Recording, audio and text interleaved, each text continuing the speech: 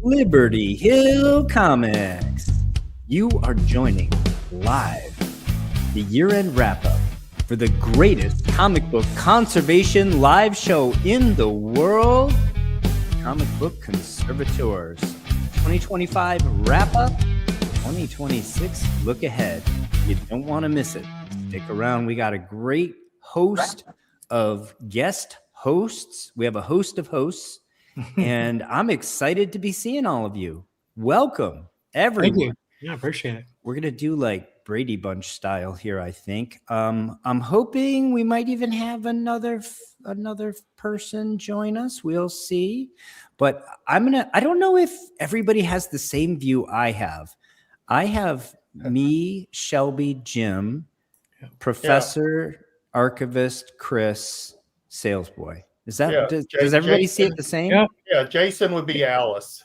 Here's Shelby. Yeah, because he's in the middle. Let me get my duster. Oh my gosh, Here's that's Jason. great. Well, why don't we go around the horn, Brady Bunch style? We'll let everybody say hi and plug your channels, give your socials, tell people how they can get a hold of you. Tell us how your week's been, and I'll just say I've had a great week over here. I had a wonderful Christmas, and I thought I was a really good boy this year, but this is what I found in my stocking. Ooh, nice. And it turns out it's a stout. It's an adult beverage. So hopefully this doesn't go everywhere, but I'm going to try to. I make some of that homemade. I'm going to try to capture this, and I'm going to enjoy this adult beverage because I feel like I have to be in the presence of these guys. That said, cheers, everyone. And I am just so happy about the new year. I'm excited to share with you all of my accomplishments and the things that I'm happiest and proudest about for last year. Part of which is getting to know some of you in real life for the first time.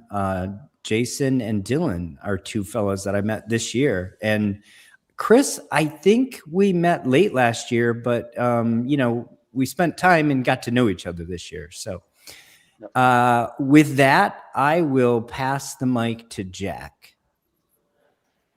Hello, everyone.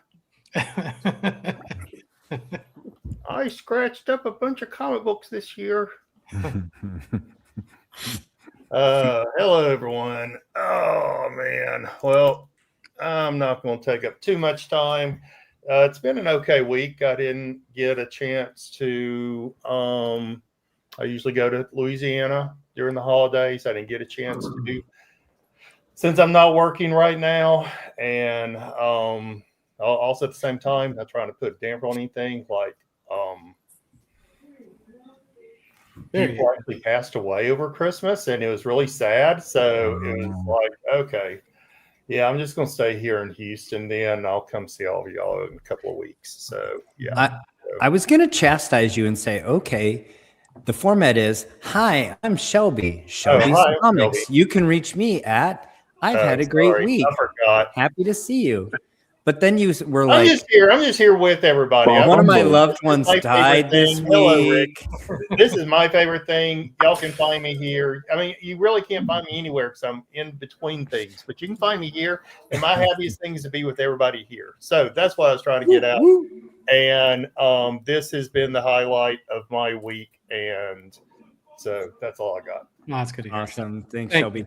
Rick, welcome. We're just going around Brady Bunch style. I'm going to yell out folks' names. They're going to say who they are, plug their stuff, their channel, what they're doing, tell us how their week has been. And then we're going to go around. We're going to do 2025, things we're most excited about having done, or the most fun, the thing we're most proud of. And then we'll do a little bit of administrative stuff. And then we're going to do another round, 2026 look ahead. So Jim's up. Okay, I feel the pressure now. So, hi, I'm Jim from Key Issue Collectibles. You can find me at Key Issue Collectibles on Instagram. I frequent the Comic Book Cleaning and Pressing for Beginners Facebook group and the Comic Book Conservationist Facebook group. If you go to www.comicrack.com squares, I don't know the address. I'm not good at that.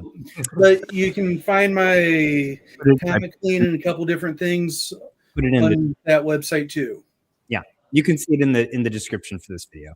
Mhm. I took care of everybody in that regard. You're the best there, Paul. I'm trying. How was your week? Oh, the week. I completely forgot about mentioning that part. I was trying to follow the format, so I got a little like Do I need to prompt everybody? the week was absolutely fantastic. My 5-year-old Whitney, who's watching this right now, she had a wonderful Christmas. My middle child, Noah, just moved back from Georgia.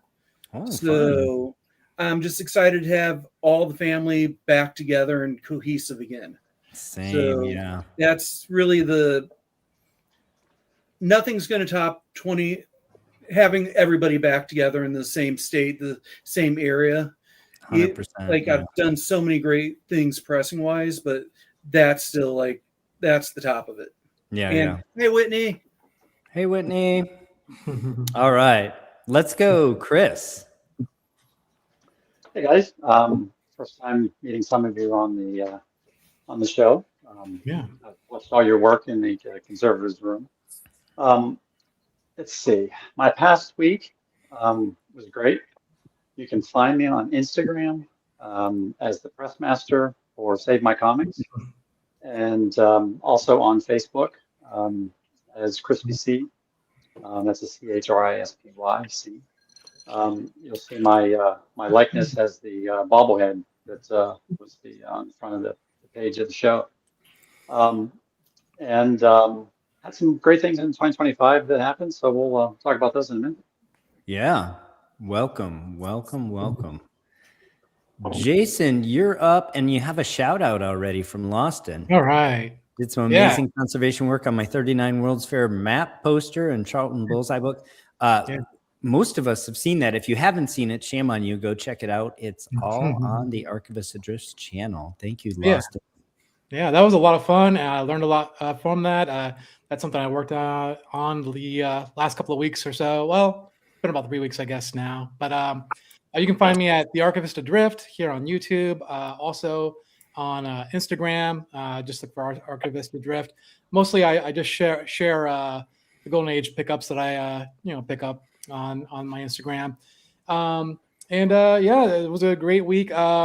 Unfortunately, family got COVID, so wasn't able to hang out with them for Christmas, unfortunately. But I still had a good time. I was working on books, and I love doing that. So I got a couple of projects coming up here that will be going on to other channels like Chonko's Comics, and I have some other YouTubers who I'm going to work on some books with. Awesome. Looking forward to those collaborations. Yeah. Professor, you're up, brother. I'm up, and my name is Peter Alachi. I have a channel on YouTube called Experiments in Conservation. And lately I've been working on gel and gum and using the power of osmosis, essentially, to suck all the dirt into it, right? Mm-hmm. So we moved from agar to gel and gum now. It has a finer mesh, much better product to use.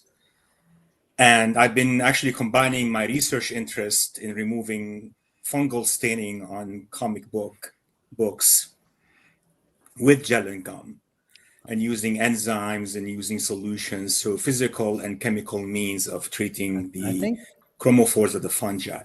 The professor is confusing the rubric here again.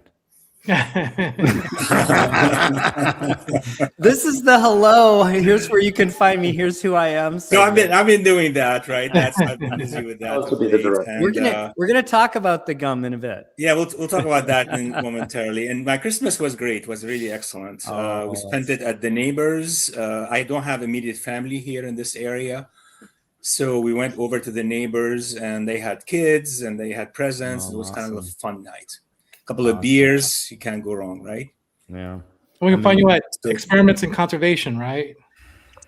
Yes, Experiments in Conservation is the name of the channel. I haven't posted much of late. Dillon, what's up, my man? Wonderful channel. Love it. Learn so much from you. Thank you. Salesboy, you're up. Well, I'm Dylan from Salesboy. You can get me at my YouTube. You can get me on Instagram. You can follow me on TikTok, whatever. I have emails.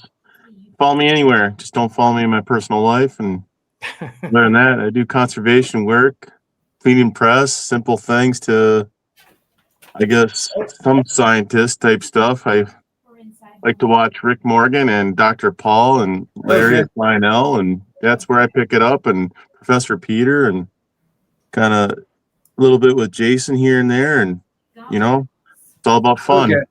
Absolutely. Check out his channel. That's for sure. How was your Christmas? It was all right. Okay, all right. Rick. Hey, Paul. There's this device that you can get for your wrist so that you're not late for the show. Yeah, I am apologetic. I have this particular one is a vintage Seamaster chronograph.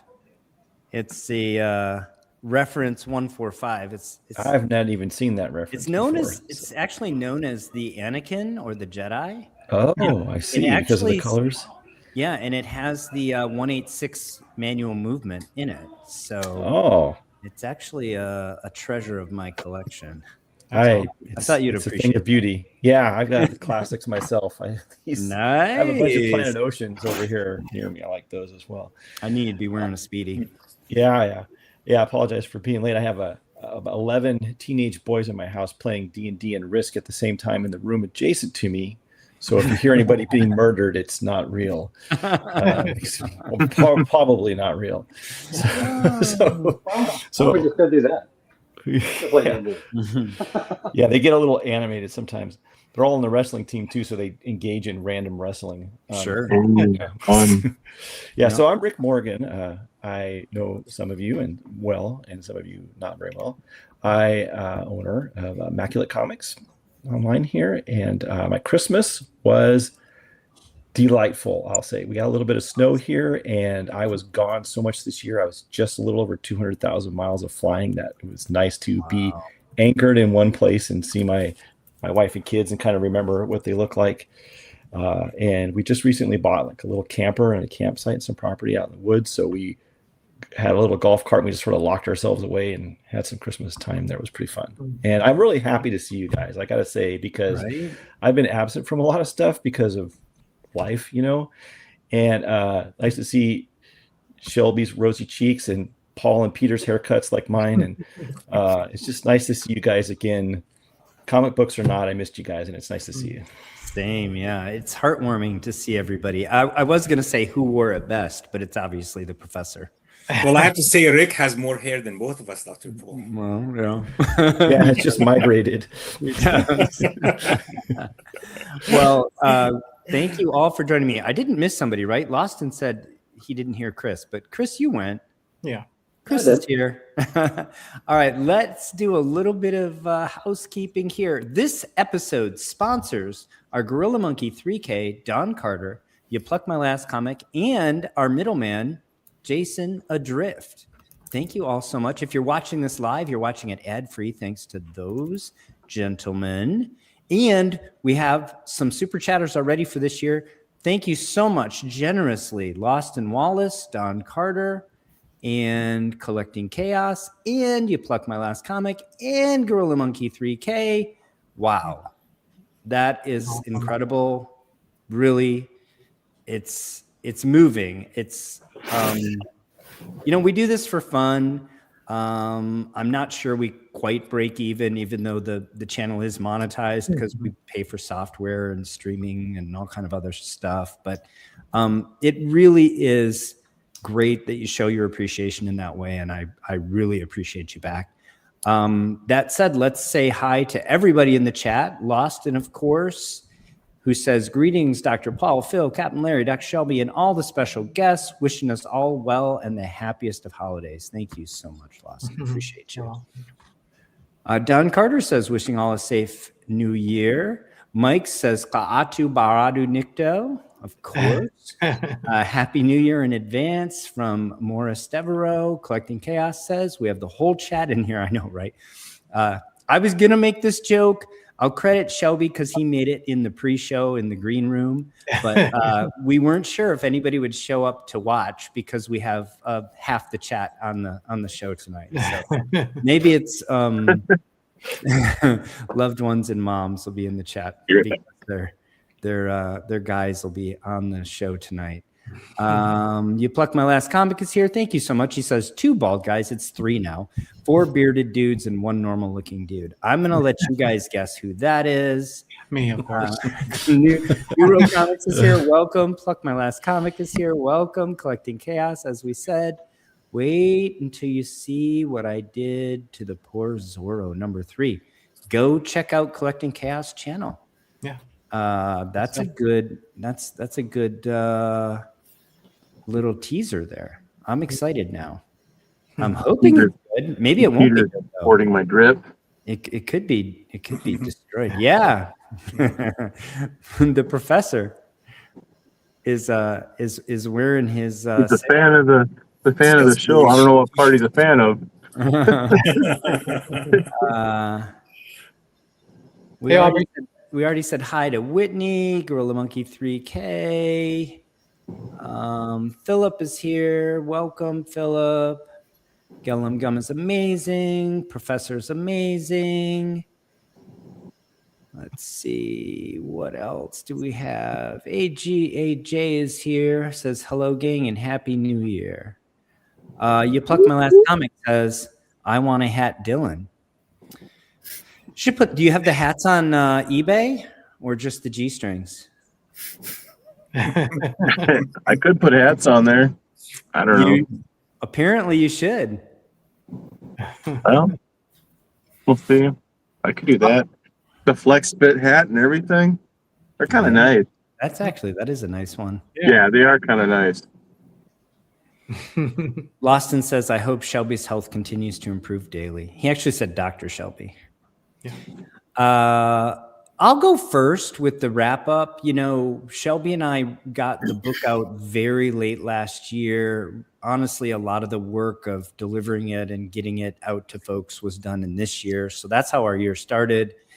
That was an amazing experience. It's continued to be an amazing experience to share the hobby and expand the hobby.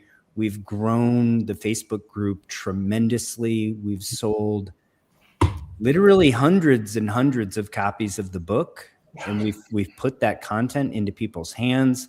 People have now taken that content and run with it and are doing next level stuff, which is amazing to me. And, you know, my goal with this community, with starting the Facebook group, with starting this show, and with collaborating with Shelby on the book and collaborating with all of you and promoting what you do, has just been about giving something back to a community that I feel has given me a lot. And so it is amazing to see the growth. It's amazing to see the advancement in the hobby. I feel like we're kind of just getting like critical mass to do more and more next level stuff, right? I'm also really proud that we have so many people leaf casting now. I mean, 2 years ago, there were like 3 people doing it, and it was considered kind of a black art. And, you know, hats off to Jerry, who wanted to be here but couldn't. He's traveling. I guess I should say that. Phil's drowning in comics. Larry's traveling, and Jerry, of course, was invited and wasn't able to join us because he's traveling as well. Mm-hmm. Hats off to Jerry for putting it out there and kind of demystifying it, and that opened the door and showed us that there's an audience for this, and for some of us to take a different tack at it, a bit more scientific, and I think, the results are speaking for themselves. We literally have dozens of people leaf casting comic books now, which was unthinkable even just, a year ago, I think. So I'm really proud of that. In terms of what we've done with the channel, like I said, we've brought some new people into the fold and we've brought them to the audience this year. I'm really proud of that as well, including, and promoted some really excellent products this year, like Chris's pressing boards and Dylan's G-string, and of course, Jim's products and Rick's products continuously being developed. So I'm really proud of that.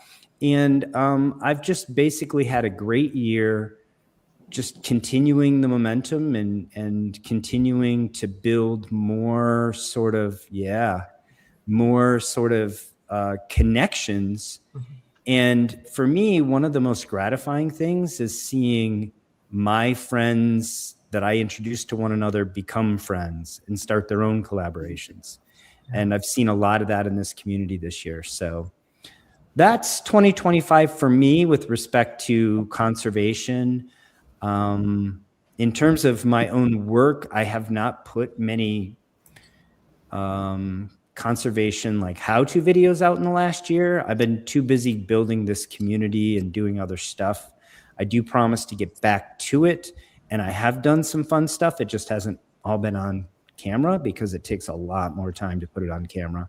But you'll see more of it soon, I promise. And I think I have a couple of pickups which were big for me in 2025, and they have all been in the last month, and I'm super excited actually to show a few of them off. But I think I'm going to save that to the end, and if anybody else wants to show off pickups, they can grab them, and we will circle back around to them. And with that, I'll pass the mic off. I was going to say, why don't we go just a little bit, let's go counterclockwise, because I know Dylan has some pressing things to do. And we'll go counterclockwise and finish in the middle. So why don't you go next, Professor? Okay, well, the year 2025 was very busy for me. And I started out the videos on my channel doing color matching using the method described in Farnsworth. And that carried on for a few months. So I was able to do matching, very, very close matching in color. And eventually that culminated in the disaster called Batman number 22, where I got hit with the purple label by CGC for using. It was a helpful experiment, though. It was really helpful. Yeah. I mean, we actually told you that was going to happen, most likely. But you confirmed it, and now there's this flag in the sand. Everybody knows what the outcome will be. That's valuable. Yeah, I mean, to me, it was a conservation method. To CGC, it wasn't. There are some differences between conservators sometimes and what CGC considers to be restoration, of course. And that was one of them. So I still have the book. I might crack it one day and work on it, or I might just leave it alone, right? So right now, I'm okay with that, right? So color matching was good and bad in many ways, and I still do it. I still measure my pulp. I still do the color matching. And then I introduced a method that is described in your book, Dr. Paul, the Margaret Hay method for deacidifying paper, where you start off by placing the paper initially in water, just regular water. And that makes the neutralizing the paper eventually much faster and much easier, right? So I used it in several projects, including in the Hulk 180 on my channel. And that was the next project that I did. And I carried that on eventually into trying to deacidify and work on Silver Age books, which are very sensitive, and and the covers are sensitive to speckling, especially, right? Mm-hmm. So I want to show you this Batman Detective Comics number 359. If you can zoom in, you can see that speckling in there. Yeah, so this is a book that I had worked on, had a wine spill on it, and it was in terrible condition. And I put it in water, and within like 5 minutes, it just got ruined. It wasn't even like I couldn't even save it at all, right? So I put it in a book. I bound this detective comic volume the other day, and I included that in my, in this. Beautiful. So speckling is a quite problematic to Silver Age. Of course, you lose the sizing once the book is wet, and this was. And then I did some research and I found a product called gel and gum. Gel and gum actually is a natural polysaccharide derived from a bacterium called Sphingomonas olidae. Easy for and you. It really has gained a lot of popularity. It is really great. Gained a lot of popularity in conservation the last 20 years, I would say, more so than agar gels. Did you say you spilled white wine on that book? Somebody spilled red wine on it, right? Not me. So it had a huge red wine, right? Red wine. I removed the red wine, but I ruined the book, of course, so the cover. So there is no way around it, right? So anyway, so this gel and gum is very unique in its properties. It has it's an ideal agent for cleaning and treating paper artifacts and overall. And you can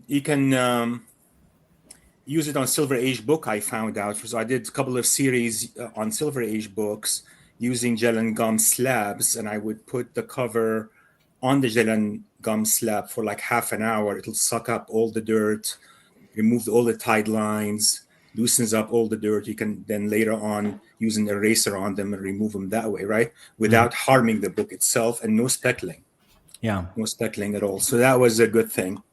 I think of the process is similar to a poultice, just works better, basically.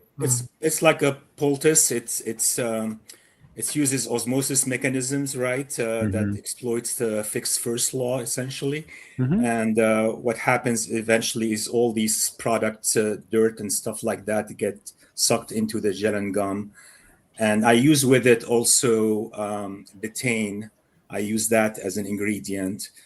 So you could use like sodium citrate or oxalic acid if you have, for example, foxing on paper to remove them. But I've been opting for betaine over those two.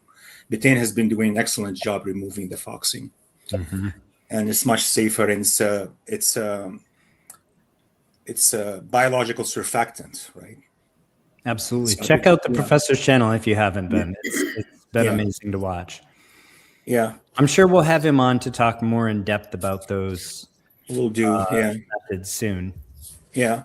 And recently, I don't want to take up all the show, but recently I've been working on combining gel and gum and using biochemical methods, enzymes, and physical methods like an eraser and blue LEDs to remove fungal stainings from paper, right? All the chromophores, removing them, and I've succeeded actually in doing it. That's incredible. Dramatically, right? That's really tough. Yeah. Yeah, that's really tough. And I have a student at Salem State helping me do that. He's doing a thesis on that. So we're going to have a poster on it coming up at Sigma Xi Symposium in February, and hopefully a paper ultimately this year sometime, next year, right? Yeah. That's been an amazing... That's what I've been doing, Yeah, that's an amazing 2025. Cheers. Yeah. So that's 25. Cheers. Yeah. I can talk 24, but you don't want to hear 24. And I've been doing, of course, bookbinding, right? Yeah, that's awesome. We had you on the show for that. Yeah. That's the last one I did, Little Ludo. That's fun. Chat has been doing pickups. I'm encouraging you to keep going with pickups, chat. And I think what we'll do is we'll save them and we'll do them as part of our interlude. We'll do chat's pickups. Dylan, you're up, man. We'll get you in now in case you need to scoot. What did you do in 2025? What are you proud of? I don't know. I think I've already explained everything on the last video. Surprised I was going to be here. True. We just had you. On. I know. Give us the elevator pitch. Give us the short. I think everybody already knows. Missed the last episode. I think everybody knows my bad luck and my good luck. But if you're new and you're in the chats and you wonder what I do, I try to save a good book that's, like these guys call it newer, modern, but I think some of it's old, but whatever. In the 70s and 80s, I try to redo it. And what made a big deal for me, I think maybe it was 2024, but is a real new book, like in the 90s, reviving them, getting universal grade and doing complete baths on them. And I guess that's my niche. And yeah, I don't know. I pay my bills on time and do my thing. And he also launched the G string this year. And I just got mine in. It's amazing. Amazing. Yeah, I do funny voices with my creative videos, if you want to call it that. I don't know. Yeah, it's just something to do. Always keep on eBay. Do you want to address this question from Loston, Dylan? What is it? Bronze Age books speckle less than Silver Age books? Question. Yeah. What does he mean by, like, they're easier? Bronze are easier, of course. Yeah, bronze are easier. I think Silver Age is the nadir. I think Silver Age have good paper for like cleaning the wraps, but when it comes to their cover, as everybody knows, even with the DCs, the checker flag on the top and the corners, every DC will start chipping once you get it wet. It's its thing, I guess. Oh, the stuff that you do is amazing. That you're able to get those as clean as you can, using the process that you use. Yeah. This is first time live with a lot of other folks with Dylan. So I'm sure other people want to communicate the same thing. We did a little bit of that in the green room, but that's probably a good segue, Rick, to you in your year in terms of flecking off the checkered boxes off the tops of DCs. Jesus. Not in a mean way. Not in a mean way. No, I've done some severe damage in my life, but it's okay. It's part of the learning process. By the way, cheers. I'm telling you, it works.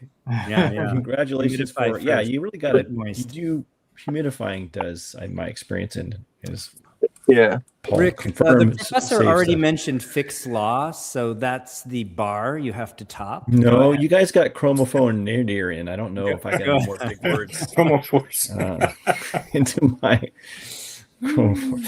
Yeah, I've done a lot of like experimenting with the yellow because the 550 nanometer like absorption is like where I've been focusing. Like this year, I've sort of stepped away from cleaning and pressing. I thought I sort of stepped back and looked at myself as like, am I just cleaning and pressing books so I can get 500 people to say, "Oh, great job"? Is that a good bump thing? It's like just stoking my ego, right? Like because am I really? I mean, I've got 600 videos now, so I'm thinking, wow, that's enough, right? Of that kind of ego stoking stuff. I need to do things that really. My mission has always been, my mission is to help you with your mission kind of thing. That's how I see it, right? That's right. And I thought, okay, I can do this by getting feedback from people, especially customers who use my products. Like, what else are you looking for? What problems do you have? And it ends up, every little problem I thought was just me. It appears that about 4 dozen other people have the same problem. They were sometimes they're little stupid things about where to put something so it doesn't roll off the table or something like that. So I put some effort into making and improving lots of little things, like something I call a crease releaser, which just holds the book out of the way so you can work on one page of it. And I've made different sizes and styles and shapes just depending on what people want. And actually interesting, I was watching the video last week with Dylan at Salesboy and his G-string thing, and I've long struggled with, I've always fished staples from the inside of a book around and then pulled it back out, and I'm pretty adept at doing that to the point that I'm better at it when I have my eyes closed than when open now. Like I'm better at not looking, So but I didn't know that people watching my videos cannot do it. Like they'd really struggled with it. And I said, the first 1,000 or 2,000 books are going to be a struggle, but then you'll get the hang of it is not a happy answer for them. And I really appreciated Dylan's work last week. I had been working on something that has not worked out so far. Maybe one of you guys can improve on it. was like a V-shaped tray that holds a comic at an angle like this, plastic, and it has a slot in it that holds a neodymium, a 15 millimeter neodymium magnet, which is the length of a 1/2 inch, a little bit bigger than a 1/2 inch staple, and it has a little slot cut in it. And so I put the staple on the magnet and slide it up and down the slot so that the magnet holds it perfectly straight up and down. Sure. And I just lay the book over the two magnets, like one page at a time, so that it sort of nestles into place. It's really hard to do that still. One leaf at a time is like, at the end of it, I almost have to like wear a hat just so I don't sweat on a book, because I'm trying to like, play Operation. There was a game when I was a kid called Shoots Away where you'd push it was called Bombs Away when I was a little kid, and you used to through a scope and you would like drop bombs. Oh yeah, I remember that. Yeah, Japanese islands or something, but they changed it to Shoots Away, and they changed the bombs barely to make them look like parachutes instead. So that's what I imagine I'm doing. And so it's just those kind of crafts. Oh, the last thing was really like in one of your previous videos, Paul, you were talking about measuring pH in paper, and it really struck me like, how do you do that? Because pH is in water naturally, but what is the pH? I've been doing a lot of studying on paper, and I thought, oh, maybe I can detect free protons or something in the near IR region with Fourier transform infrared spectroscopy, but I couldn't see anything. He did it. And so Fourier transforms. Yeah, there you go. Yeah. Oh, I got one. Aha, French law. Yeah, there you go. Keep going. And so, but what I did was instead, I was able to not measure that, but I was able to measure the 1,4 beta glucosidic bond between the two sugars in paper. I can see that. It's about 1,100 nanometers. And the ratio of that to the regular ring structure of the glucoside tells me how much, not the pH, but how much damage has been done to the paper.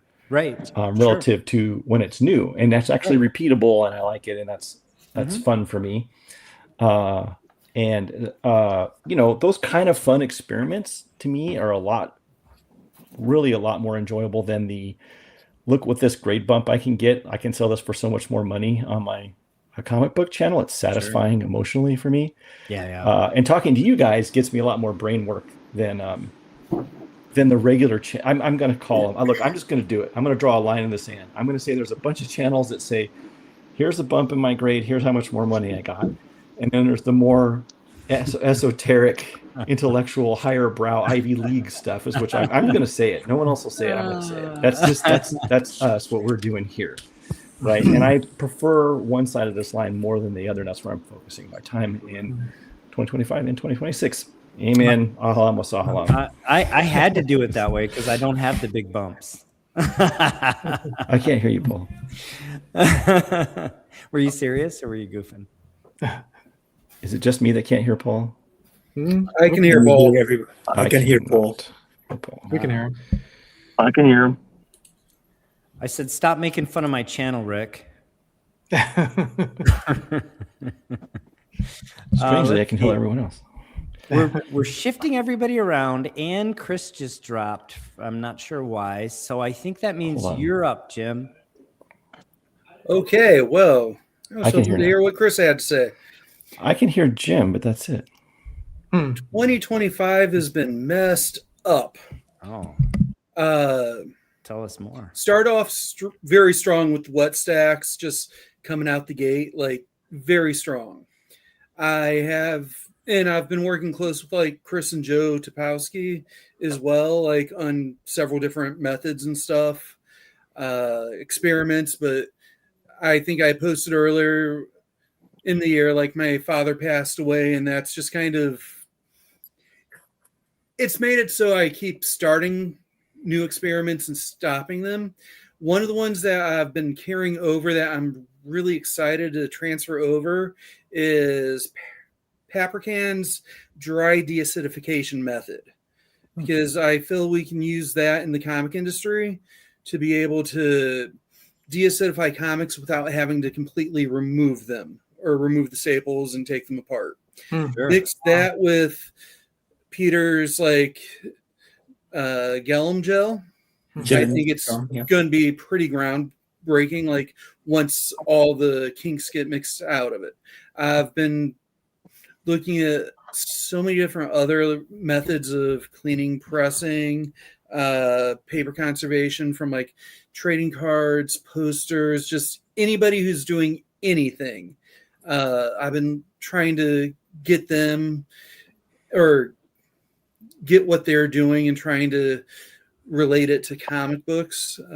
There's a lot of, like, I think I wrote down, I was talking to Chris the other day, but I think I had like a list of 6 things that I've started working on.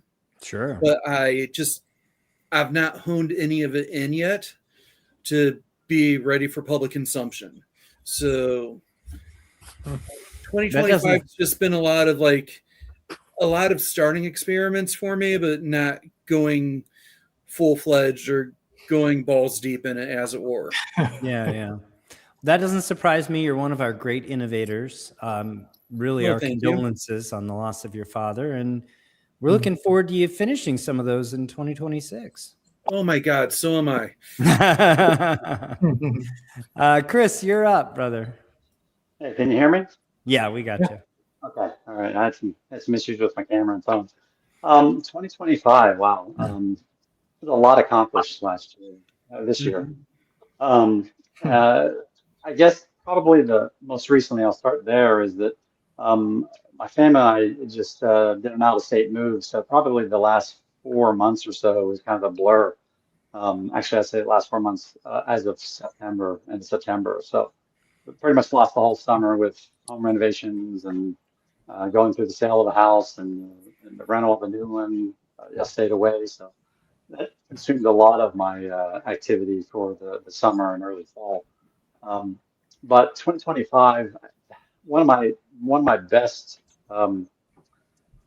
works for a customer started the year for me in January last year, where there was 10, I think it was 10 total TMNT issues, 2, 3, 4, and Raphael 1.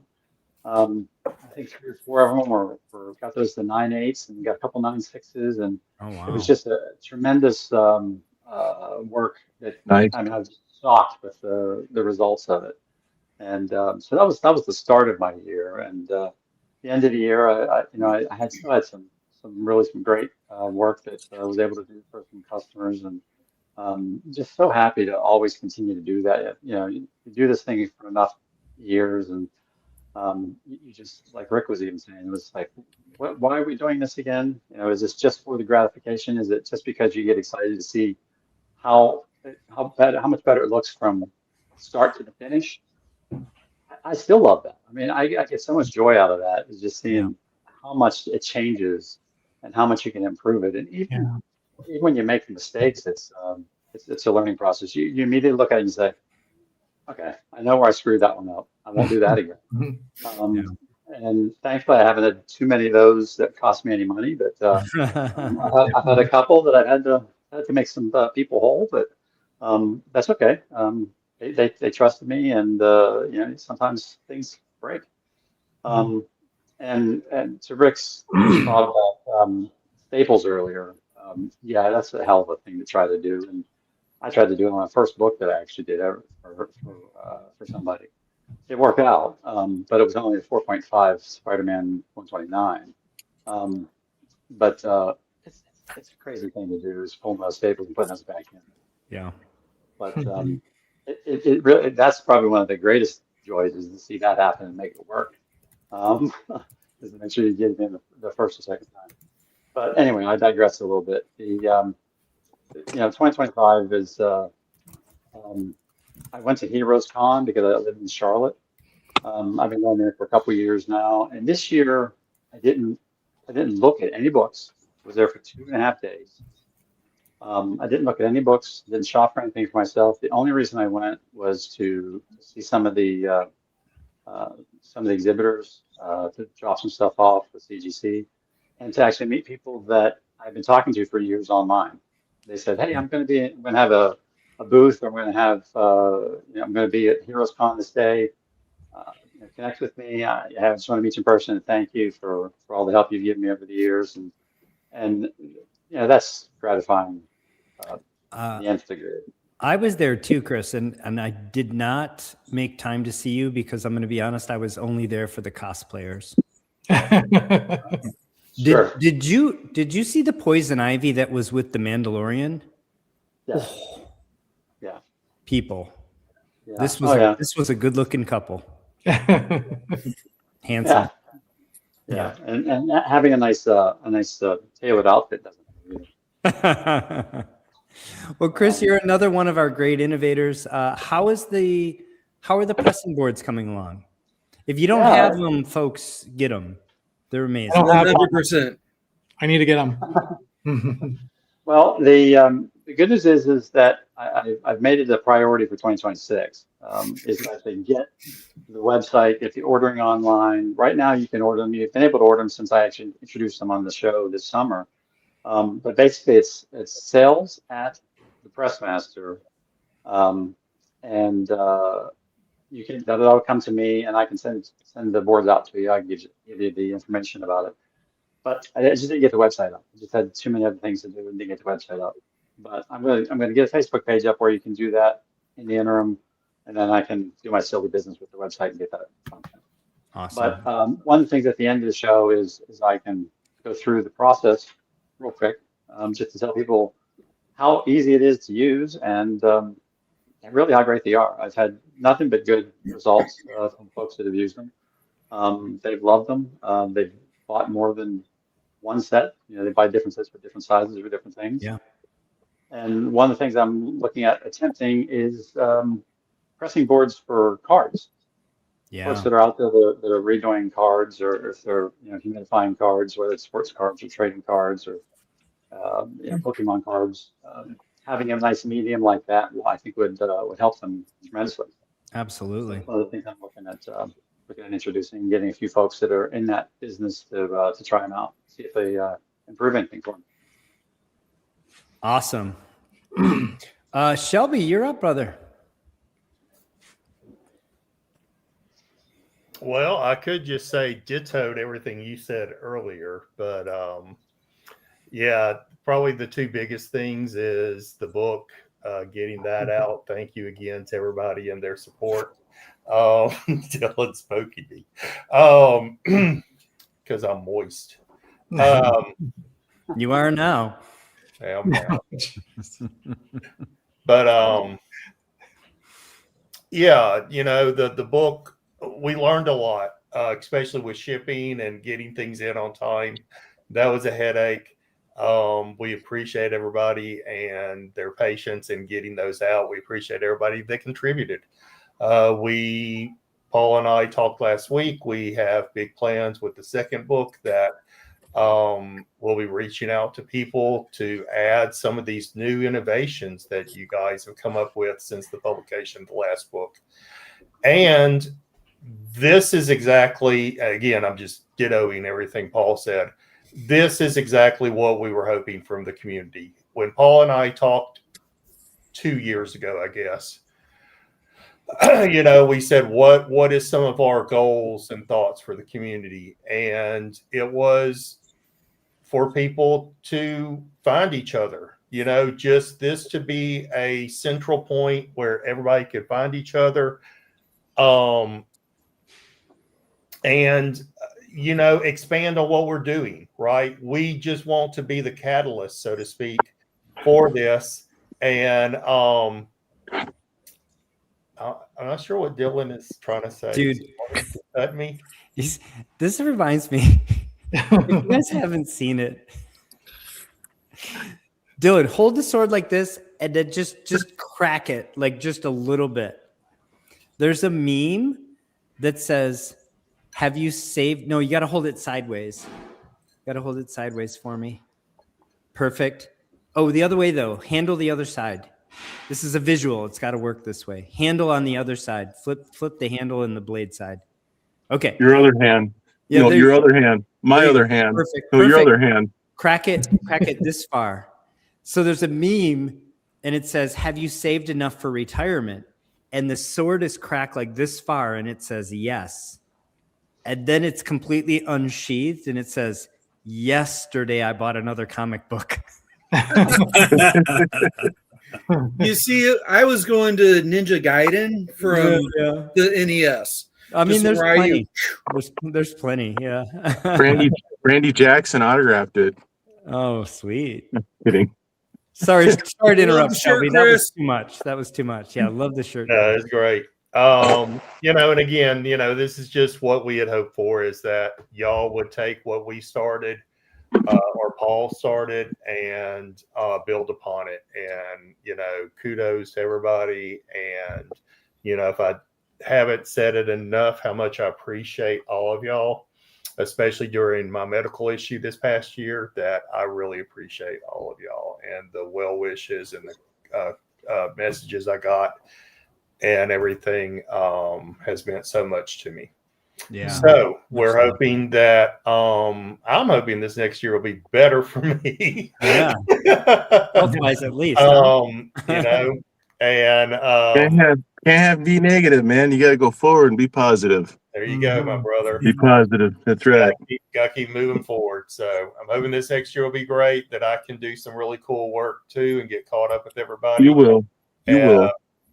But with that, yeah. Awesome. I love all of y'all. Much love.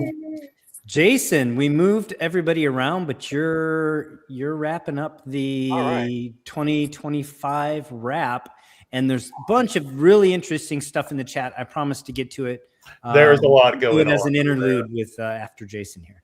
Yeah, man, what haven't I done this year? I built a vacuum table. I got a copy press. I learned leaf casting. I learned how to use gel and gum. All thanks to all you guys. You guys really kind of inspired me and helped me. I did wet stacks and everything else. I mean, and then I was on a lot of live shows this year. I was able to kind of missionize the whole idea of conservation to the world, you know, as much as I could.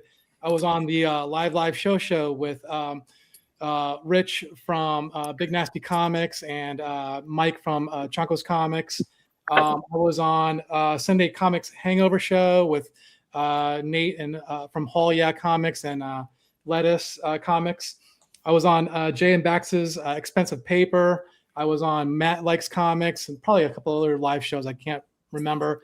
So yeah, it was a lot of fun. Kind of scary, you know, but you know, I'm trying to figure out this whole entire YouTube world and kind of like just trying to you know, bring people into our world, you know. So absolutely, you've been one of our best promoters of the hobby in the last year for sure. Just cross-pollinating with so many different parts of the hobby. It's been awesome to see. Yeah, thank you. I'm a conservation missionary. That's right. That's right. Proselytizer. So I did this with leaf casting thanks to Dr. Paul. I'm kind of surprised you're thanking me. I thought you might be. Well, yeah, okay. It's a little bit of both, you know. But you really pushed me to get into this, and so I ended up leaf casting every wrap in this book, and it was monumental. But I'm glad I did it because I learned a lot about leaf casting. And then, I mean, it's a sweet book, and the price was right, and it was going to end up. It was on its way to the Reaper if you hadn't taken it in. That's right. That's true. It was. I have a few other books like this too that are brittle and falling apart and have no spines, and so I learned a lot of things not to do. So I'll be not doing those things next book. You know. And then this was one of my latest, my Blonde Phantom here, where I also did some leaf casting. I'm really proud of this one.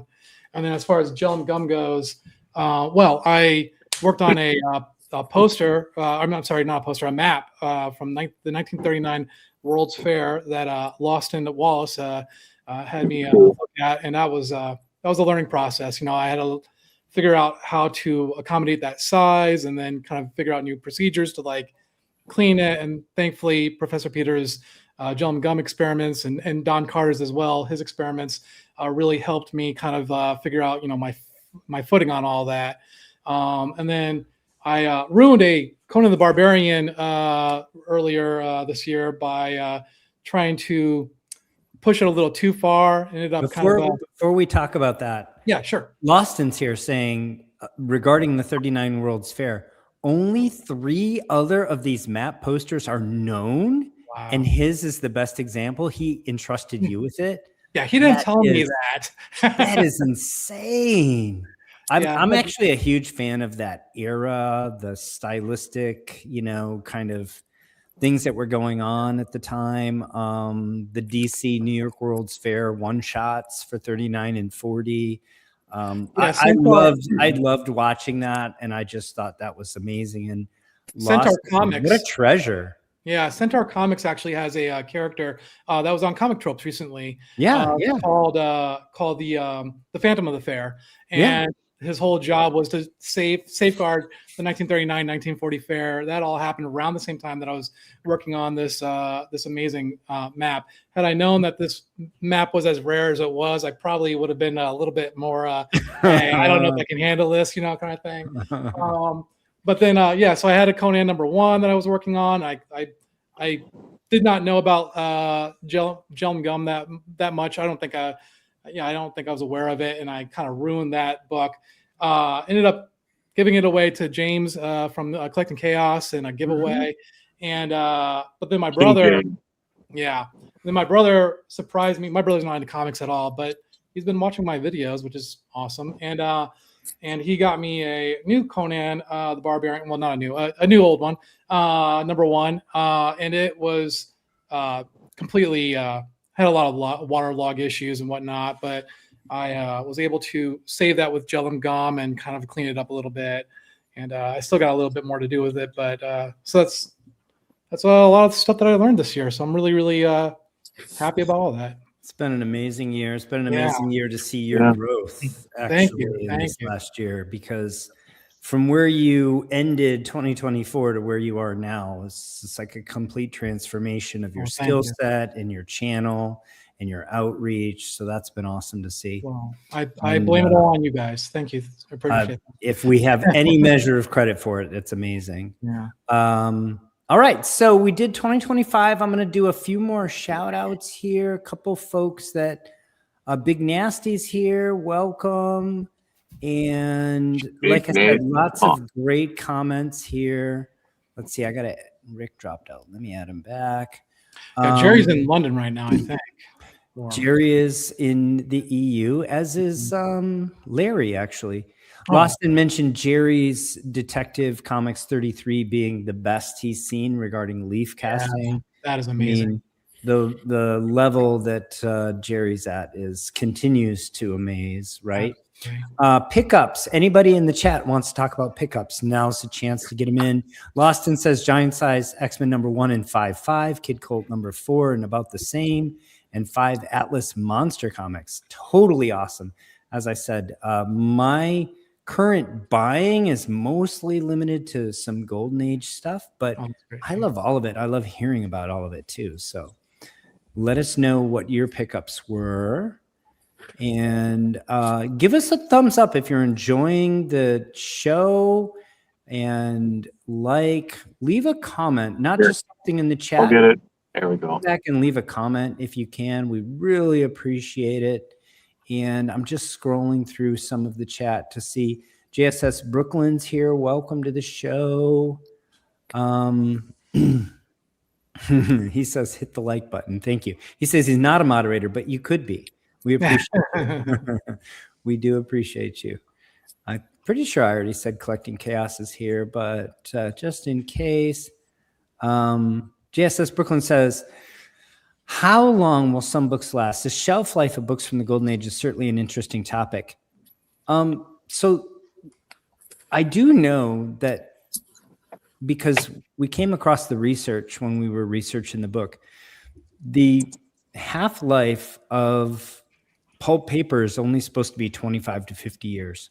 Now, obviously, some of the books from the Golden Age are still in pretty good shape, and they're a lot older than that. So it doesn't mean that the paper can't last that long, but what it means is it was designed to be in a normal working environment to only last that long.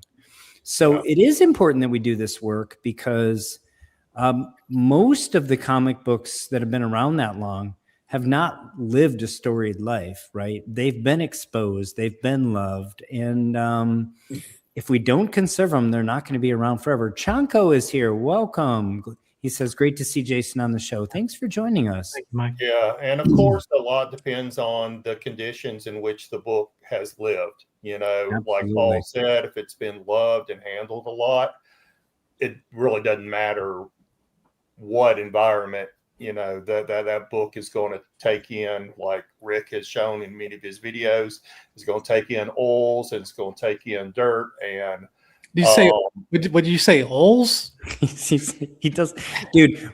So what he's saying the word that is spelled O-I-L-S, just so you know. Okay. All right. Thanks. Oils. Dude, I think Boss Hogg used to say it that way too, just for reference. Anyway. Lost in then there are, of course, climate, environmental conditions, you know, that will affect. Yeah, I remember when I was up in Seattle, I went to looking around for old comic books, and they're like, yeah, we don't have old comic books because of the climate here. Everything freaking molds and rots away. It's crazy, you know. And I have a book that I'm working on, or that I worked on for Chanco. It's from Brazil, and Brazilian books don't exist because of the climate. They just brought to pieces. Wow. That'll be on a future episode. Loston says he's invited to this year's HeroCon. I'm assuming, Loston, you mean as a creator, and you'll have a little table or a booth or something. He says, if anybody's going, come see me. I'm going to try to make it back. For those of you that don't remember, I completely reassembled a 68 Camaro and got it running with my dad in 11 days in June. What? And then I drove it nonstop, white knuckling, all the way to Charlotte to attend Heroes Con. And I was so like exhausted mentally and emotionally and physically when I got there that I basically collapsed, and I walked around the floor like a zombie for a little bit, and otherwise just stayed in the room. Wow. So this year we'll see if we can't do it a little differently. But that's awesome. Hopefully we'll see Loston and Chris at Heroes Con. That would be amazing. Yeah, and hopefully some of my luck will turn around, because we were invited to do some book signings and stuff at a lot of cons this past year, New York Comic Con, and others, and hopefully we'll have a chance to do that. Yeah, that'd be great. Yeah. Another endorsement for the pressing boards. Travis is here. Welcome, Travis. Good to see you in the chat. Why don't you answer this question, Shelby, while I scan the chat? Yeah. So the new book, one of the comments from the first book is that there was a lot of words, but not a lot of step-by-step instruction. Okay. And that was purposeful. For one, is that we wanted this to be a reference guide, so to speak, right? Like while you're sitting there at your desk and you need a reference, you can go grab it and read about it. So very educational, textbook-like. And that was a lot of the reviews that we got, is that people felt like it was like a textbook. The second book will expand upon what we started with the first. So there will be some repeat, but the way I like to think of it is it's like a cookbook. So you'll have a step-by-step guide on one side, kind of like you do with a cookbook. Here's your ingredients.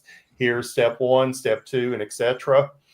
And then on the other side, a nice, pretty big picture and stuff. That's awesome. So that's what the next book is mainly. We're also adding a lot of things. We're adding a glossary, because a lot of people, you know, it's like, give us a glossary, give us a and such. So we'll be adding that. We have links also, so we'll have QR codes that go directly to videos. So when you see something that's being presented in a picture, you can scan that QR code, go directly to a video, and then watch that process. Oh, cool. So it'll be a lot more interactive. Yeah, that's awesome.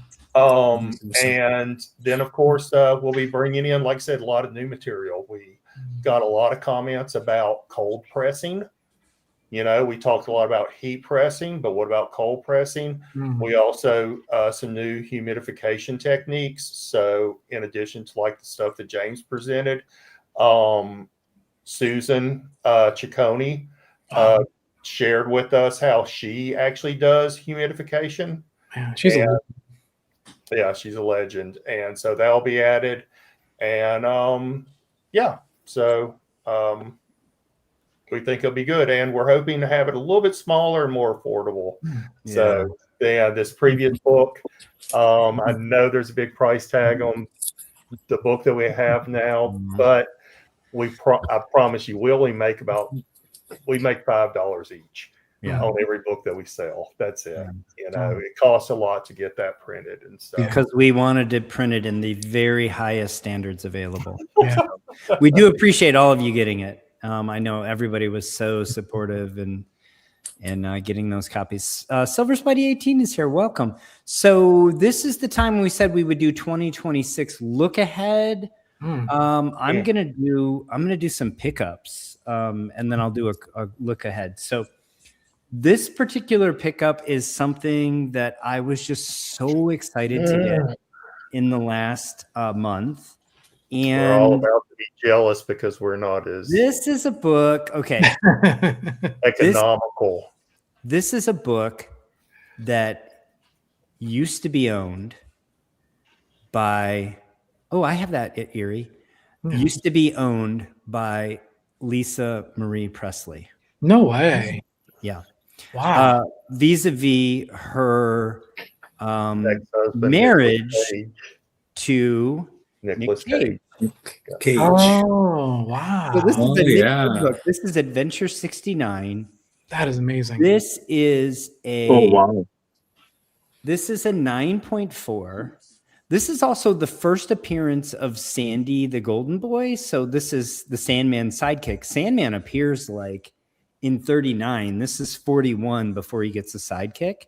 Oh. And so this also gives me points for my CGC registry collection of DC Golden Age first appearances.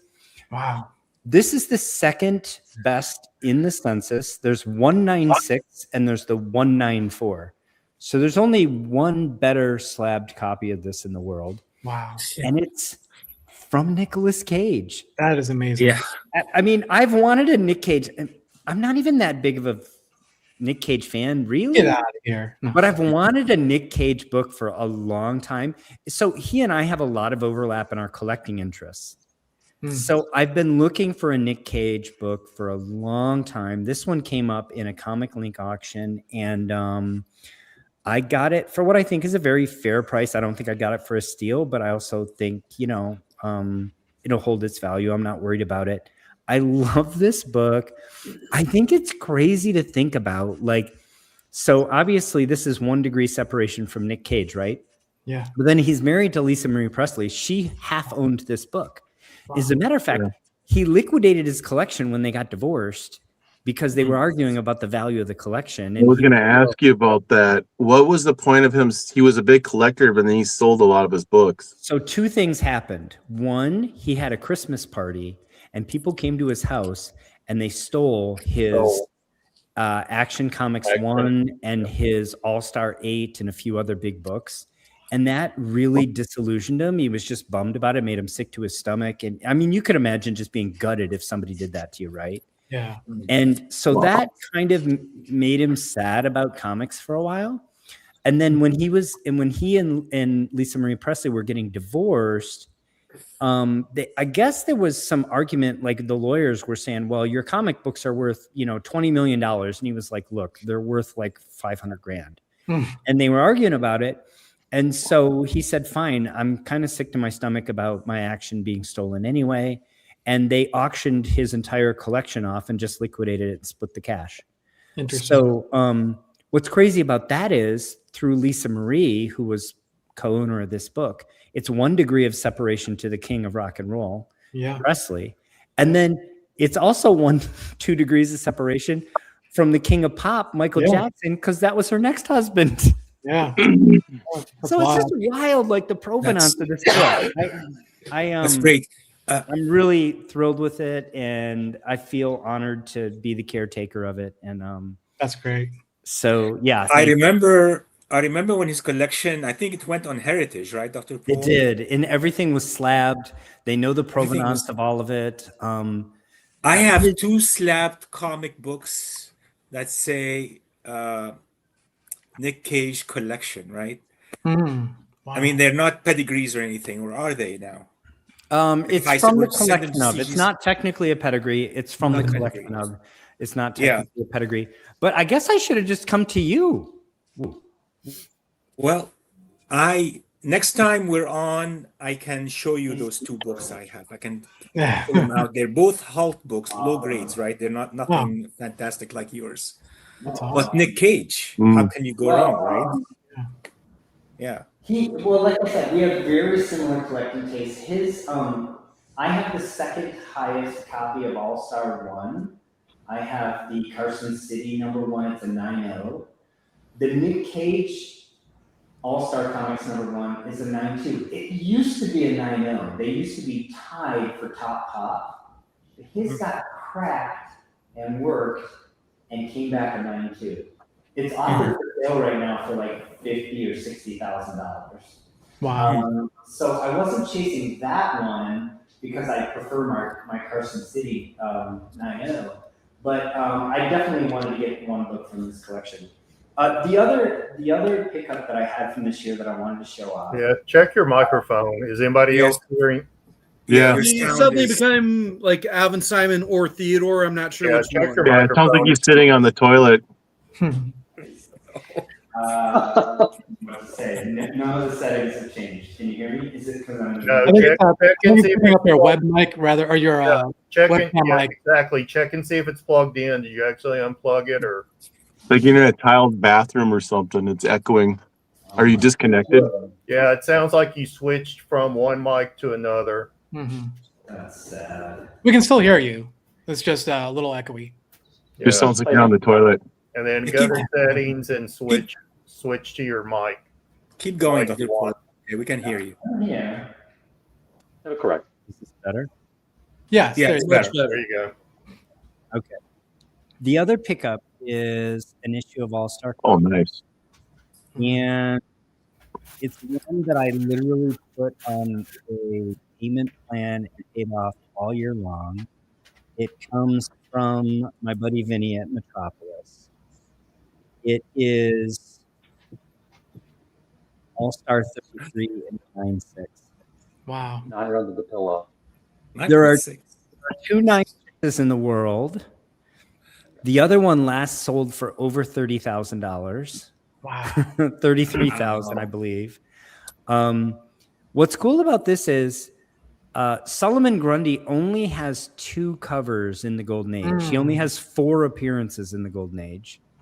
And this is the other one, obviously being All American Comics #61. Yeah. His only other cover being this JSA cover here. I'll highlight it for a moment for those that want to see it up close. Wow. And this is I think it's a Purdy cover, if I'm not mistaken. It is pretty Ryman. No, it's actually a Hassan cover. still pretty. But a 9.6. Amazing that would still exist. Yeah. 80 years later. Amazing that I would be able to acquire it. And I literally sold $20,000 worth of comic books and original art to acquire this. Wow. And I don't regret even one sale. That's It's kind of like just amazing that I can own a comic book like that. So absolutely. That's great. yeah, so those are 2 pickups I had this year. In terms of what I'm looking forward to, I'm looking forward to getting the book out with Shelby. I'm looking forward to spending more time with all of you. I'm looking forward to seeing what you guys do in the next year, because that's really been the tale of 2025 for me, is just being a small part of enabling people and bringing them together and fostering community and seeing the amazing stuff that people are doing. You pluck my last comic says crack it. I'm leaving point 0.4 potentially on the table, right? It could be a 10-0. There you go. That old label, you never know. Maybe I'll send it to Dillon. He can work his magic on it.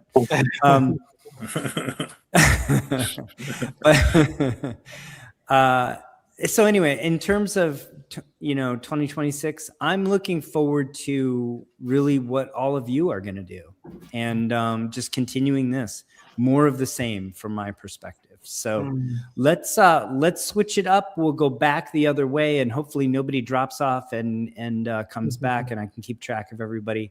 Shelby, you're up, and feel free to do show offs in the chat. Feel free to let us know about your pickups, and I'll put them in between other people's in between people's look forward. So we're going to do a speed round a little bit with look forwards. Go ahead, Shelby. You're muted though, by the way. Not sure if that was on purpose. Yeah. So since our visit to Dallas, I did pick up just a few books. Always working on completing that Strange Tales collection. So really nice. It's probably around a 9.0, Strange Tales 118. Wow. Nice. So really beautiful copy. Wow. Very cool. Love it. Very nice. Yeah. And then as a project book,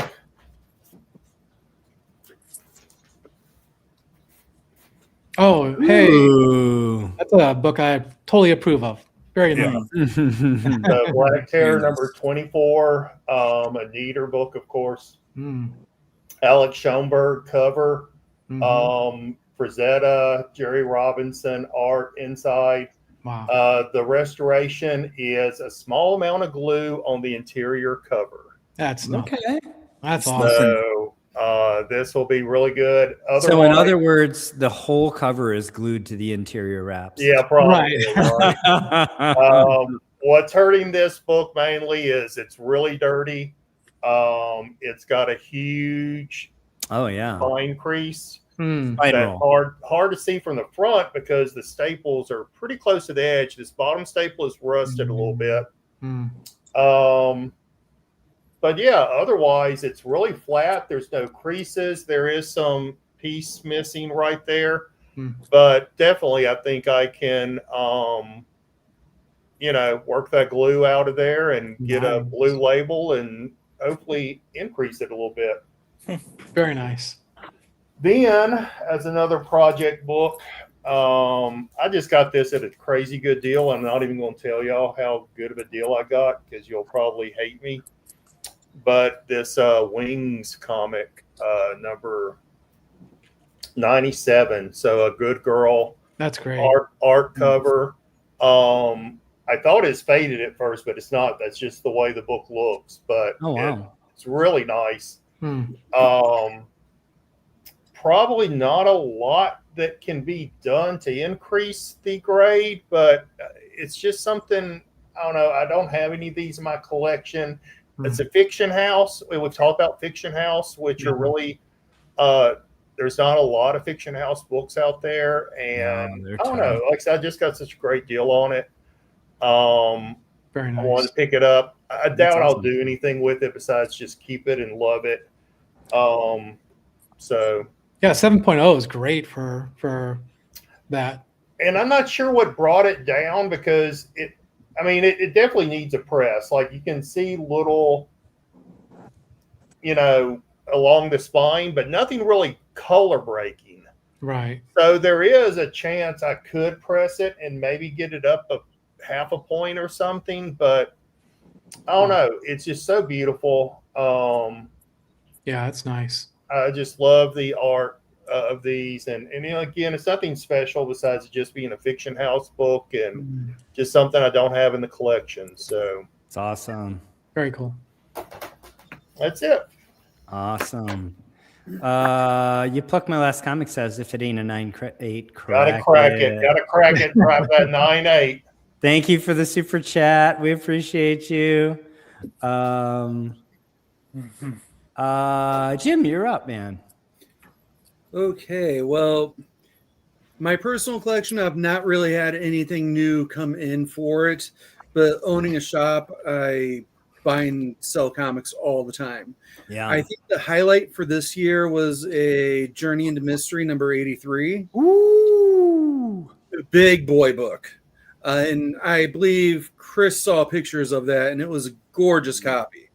I had that in my hands for maybe 2 days before it sold. Oh, wow. I had a couple ASM 129s. I'm chasing down a AF15 right now. Okay. Nice. But the guy wants retail for it, and Yeah. I unfortunately can't do retail for it if I'm reselling it myself. Dylan's got Journey into Mystery 1. That seems like it's probably better than 83, right? It's number 1 after all. Right. Show us that again. Show us that again. Vampirilla number 1 in. Like a really nice, like probably a 7.0 Vampirilla. Oh, issue number 1. Really? Did you say you still have it? That one I still have. Oh, let's talk. I'll contact you tomorrow. Yeah, let's talk. That's an amazing book.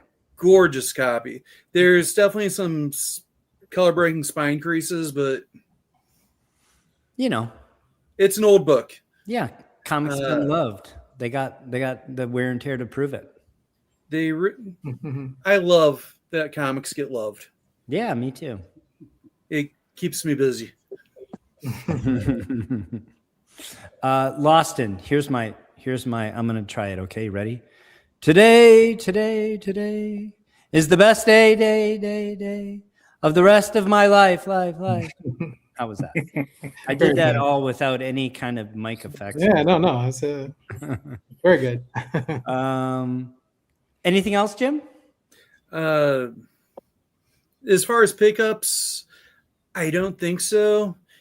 As far as like just what I'm looking forward to in 2026, I need to start talking to you and Shelby again about a project we were talking about working on together. Sure, that'd be great. Like I want to get that back rolling again with like my entire life getting upheaved throughout the year. It kind of had to go in the back burner. I look forward to hopefully finishing Paprikins, like translating that to comics, because I really want deacidification like badly. I need to get several more sets of Chris's pressing boards because oh my god, with the exception of doing a hop on it, don't do hops on them. No. Never do a hop on them. I made that mistake. He warned me. He said, Jim, you love your hops. Don't do your hops. I did my hops. I was wrong. Chris, you're right. But I need to get several more sets of those. More board. What? I'll play you more boards if you want to do a hop on it. Well, that's why I need more boards. But yeah, I'm just looking forward to actually finishing some of the things I've started this year and maybe being able to actually present them to the community in 2026. Yeah, plug your brick and mortar. You plucked my last comic. Didn't know about it. Yeah. The Comic Rack in Rock Island, Illinois, 2715 18th Avenue. Woo, woo. It's a very, very small shop. You come in and I am embarrassed by the state of it. It's about 600 square feet, and I keep buying. My wife and I, and it used to be a joke, but it's actually true.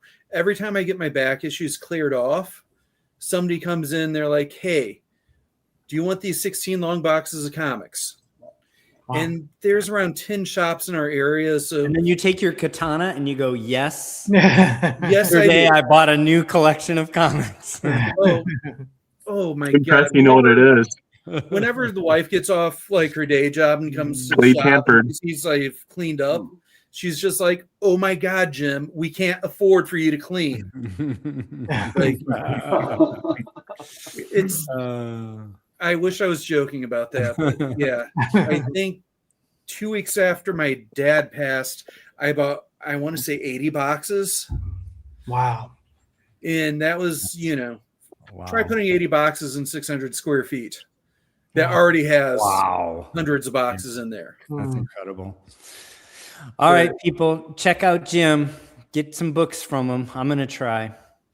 Kilted Corgi, welcome. Crypt12, welcome. Says, any new videos, Jim? Loston, thank you so much. He doubled down on the super chat, I guess, in appreciation of my my little Lou Gehrig impersonation there. Thank you. As far as the new videos, yeah, go ahead. I want to start doing a lot more videos again in 2026.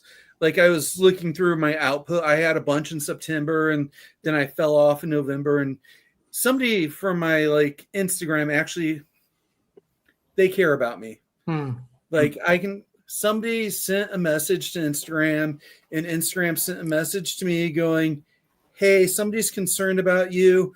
And then I clicked in on it and it's like, you're not alone. Here's a suicide hotline number. Oh and I'm just my like, goodness, because you stopped posting? That's yeah. incredible. And I'm just like, that is so sweet. I'm nowhere near that phase, but thank you. Well, Lawston says, small shop. I'm embarrassed by the state of it. Sounds like a good shop to visit. I could not agree more. I love holes in the walls that just have so much stuff crammed into them. I could just spend days. So that is awesome. He says usually has the coolest stuff. Completely agree. Mike says Stanley's birthday, rest in peace, would have been 103. Is today Stanley's birthday? You mean you didn't plan that? Wow, I didn't. I guess I will not call him a Nepo baby today because it's his birthday, and just say hats off to Stan Lee. Another person who is famous and just turned 100 is Dick Van Dyke. Oh, cool! Oh, wow, he's 100 years old and he's still like in good health and he still dances and Clint Eastwood's got to be up there. So, Excelsior indeed. Jason, you're up, my man. All right, for pickups, I got I think a Marvel Mystery Comic number 54 or something like that, but nice. Early timely. It's got art from Schomburg. I picked up a dynamic comic that featured artwork by Gus Rica. That AJ in the chat, he owns the original art for it, which is amazing. Really that's cool. Aubrey. Early hit comic. I got a Centaur book, my first Centaur book, Amazing Man number 11, and then do it, Dylan, do it. Amazing. There you go. And then the creme de la creme is this original artwork by Frank Thorne for Red Sonja number 1, page 11. So first solo book that she did or she was in. So yeah, this is my big pickup. It's awesome. Not her first solo. Her first. Well, her first named after her. Yeah, because she was in Marvel Features. Her first eponymous title, Rick. Yeah, she was her first eponymous title. Yeah, it started in 2 issues of Conan, then Marvel Featured, then her own. 1977. Yeah. Go check out the videos on Jason's channel for that, for the details. He did an awesome tribute of him. Unwrap and everything. Yeah. Yeah. And then for future projects, I will be working on this Shield Wizard that is, I think, missing a back cover, which I have the back cover for. I'll be marrying that. So you're going to divorce the Blonde Phantom, marry the Shield Wizard? No. She'll stay together. We'll it's like a polyamorous kind of thing. There's multiple marriages. Okay. I got this Pep Comics I think we'll be working on next year. Sweet. Oh, that's so cool. Isn't that beautiful? It's got to be like a pre number 22, right? It is 15. Yeah, so not yet tainted. Right, exactly. And then I have this Thunder that I'll be working also doing a little marriage too. Oh my gosh, this is so cool. And then I have a bunch of YouTube collaborations I'll be working on as well. I'll be working on a book with for Matt at Impress Comics. It's actually an early G.I. Joe, I think maybe G.I. Joe 1 or something like that. And then on Chonko for Mike at Chonko's Comics, I worked on that Brazilian book for him.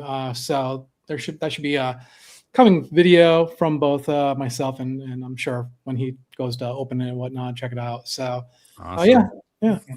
Very cool. Yeah, Joe number 1 has that thicker cover. So okay, well, it's got the issue is he kept on buying copies of it, and there were like this copy he got he finally got it, and then the staples were all rusted out, and he then he just kind of put it to the side and just kind of forgot. He's a a oppressor himself. He's great. And but you know, this is kind of a little out of his wheelhouse. Sure. He just wanted to, you know, see if I could do something with it. Yeah. So No, I've pressed G.I. Joe #1s. Just okay. warning though that it's that cardboard cover and that's part of the problem is the staples with that cardboard cover. The staples will pop out on you. Oh, fun. Yeah. So. Well, I might be you know, contacting you for a little help. So. Dillon, you're up, my man. Sweet. I don't know. I just wanted to bring up some books about what we talked about, just for educational purpose. Me and you did. Yeah. And then, but for a pickup just recently, I kind of like keep it low because I don't want to like give it away from my channel. But one I will talk about is, of course, I put it back in the sleeve backwards, but the Kennedy 13 Tales on Kennedy 13 Tales. Oh, nice. Cool. It's like Stan Lee's probably 13 or 14 books that he like started doing editing or whatever, being the editor on it. Yeah, nice. So I'm gonna have to get. I got an old another Atlas book coming in that I paid like $10 on, but the back is good because I need it because this is tape. This got tape on it. Okay. Hold the front, but all the pages are there. They're great. Nothing's cut out. The ads are in. So very nice. Looking forward to doing that and completing it and sweet stuff like that. So that's something to look forward to. But you know how Flash books work, don't you there, Paul? I do. I know a little bit about the Silver Age Flash. That's a passion of mine. So remember how these older ones work? Oh, the damage. Nice Silver one. Age, yeah. You remember this one? Yeah. This is the second appearance of the Reverse Flash. Yeah. Very nice. So that's the one. That's the hype of your videos was what got me into the Flash when you did this book. Yeah.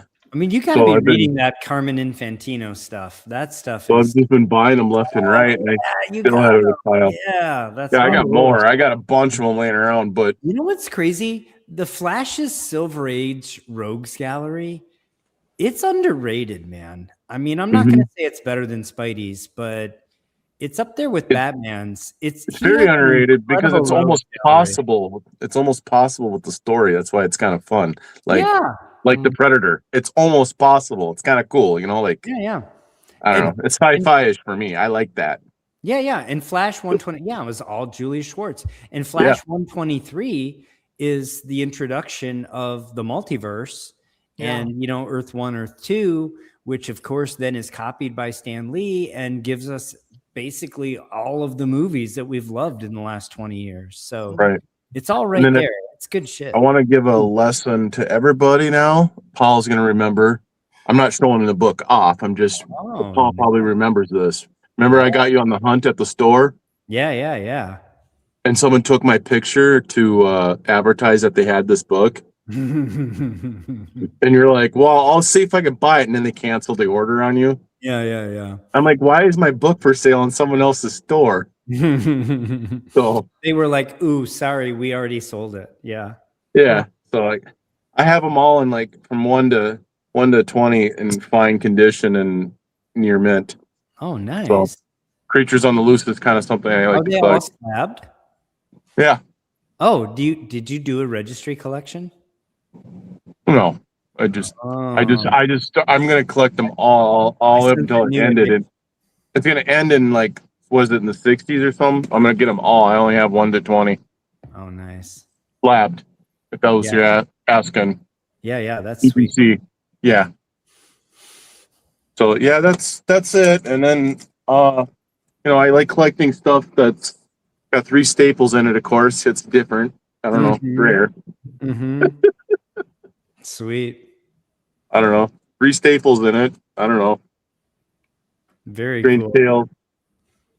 Oh, I love Strange Tales. Love Strange. Yeah, they got 3 staples in it, so of course I'm holding on to them. I love them that way. It's just I don't really collect Strange Tales, but it's just as soon as I saw the 3 staples in, I'm keeping it. That's like I'm obsessed with double covers. Anybody else? I got a double cover. Yeah. I found one in the wild. Yeah.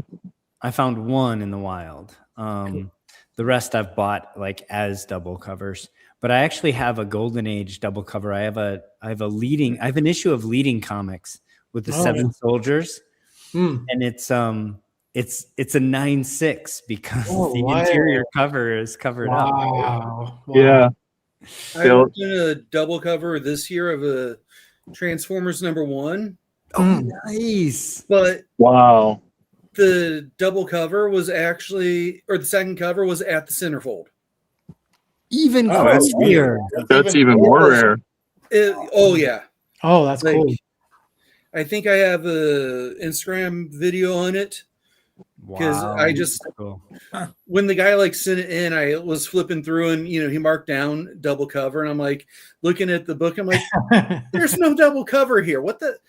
I don't want to contact you and be like, dude, are you trying to scam me? And then I got to the center. I'm like, what the?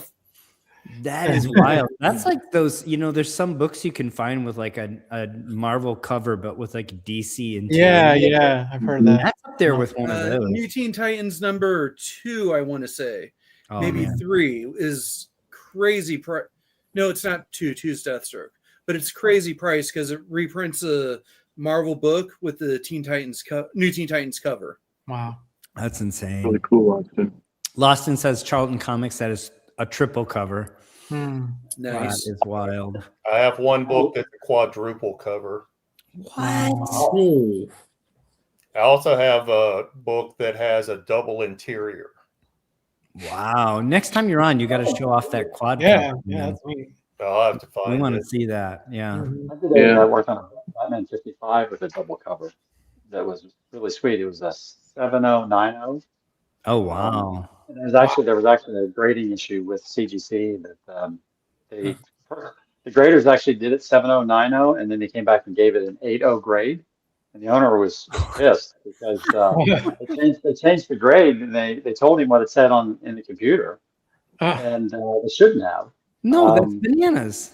Yeah, and they go by the highest grade. Well, the thing was they changed the 90 to an 80. That's crazy. Because I guess maybe the third grader came in and said, "No, I don't agree with any of them." What? But it was cool. Take the average of the two. Right. That's not how that works. That's not. Oh man. Yeah, that's what the owner said. That's not how that works. Wow. That's nuts. Gave it a 90. One guy gave it a 90. One guy gave it a 70. You can't say it. No, it's an 80. Yeah. It's either a 90 or a 70. Wow. But yeah.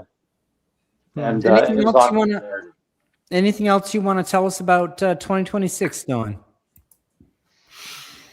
Oh, what? There's plenty of snow to shovel. Oh yeah, there's plenty of snow to shovel. That's all it. I'm looking forward to doing some more leaf casting. I got another exciting book I'm working on right now that's gonna involve this man thing, and I'm gonna hit more leaf casting, I guess, and then I'm gonna eventually crack some cases open and start doing some more of that. Galling gum. I'm gonna be doing that. You heard it here first. Dylan's looking forward to playing with a man thing. Yeah. I had to resist that joke myself there. Oh, come on now. I'll go there. We're supposed to keep it PG. That is, we can do innuendo. Professor, you're up, my man. I'm up. So I got me some cool books this year. I don't usually buy too many books. I have plenty here already. And I'm going to show them. I got a couple of Golden Age Archie books from Maurice Devereaux. Very I nice. don't have them here on me right now, but Jason's favorite. Some others I bought. This is Fantastic Four number 52. Oh, wow. Nice. First appearance of. That's Black a Panther. nice copy. It's a beautiful cover, but the back cover here is missing pieces. Oh, okay. Oh, wow. So I'm going to replace it. I'm going to just find a replacement for it and just leaf cast it, right? Are you going to leaf my cast it, plan. or are you going to marry? I think I'm gonna marry the other one with this, but you have to. It'd be easy to marry a back cover, right? Yeah. Yeah, marry the back cover. Yeah. That makes more sense. So This to me is a special book. This is actually one of the very first back issues of the Marvel Age that I ever bought, in terms of like a Silver Age / Marvel Age back issue. I love the story. I love the cover. It's what a great book. I love it in any condition, anywhere. Yeah, Awesome. I bought it Love early it. on in the year. I think I paid about $250 for it, so That's or awesome. $230 or something. And this is a book I acquired recently, also Superman number 4051.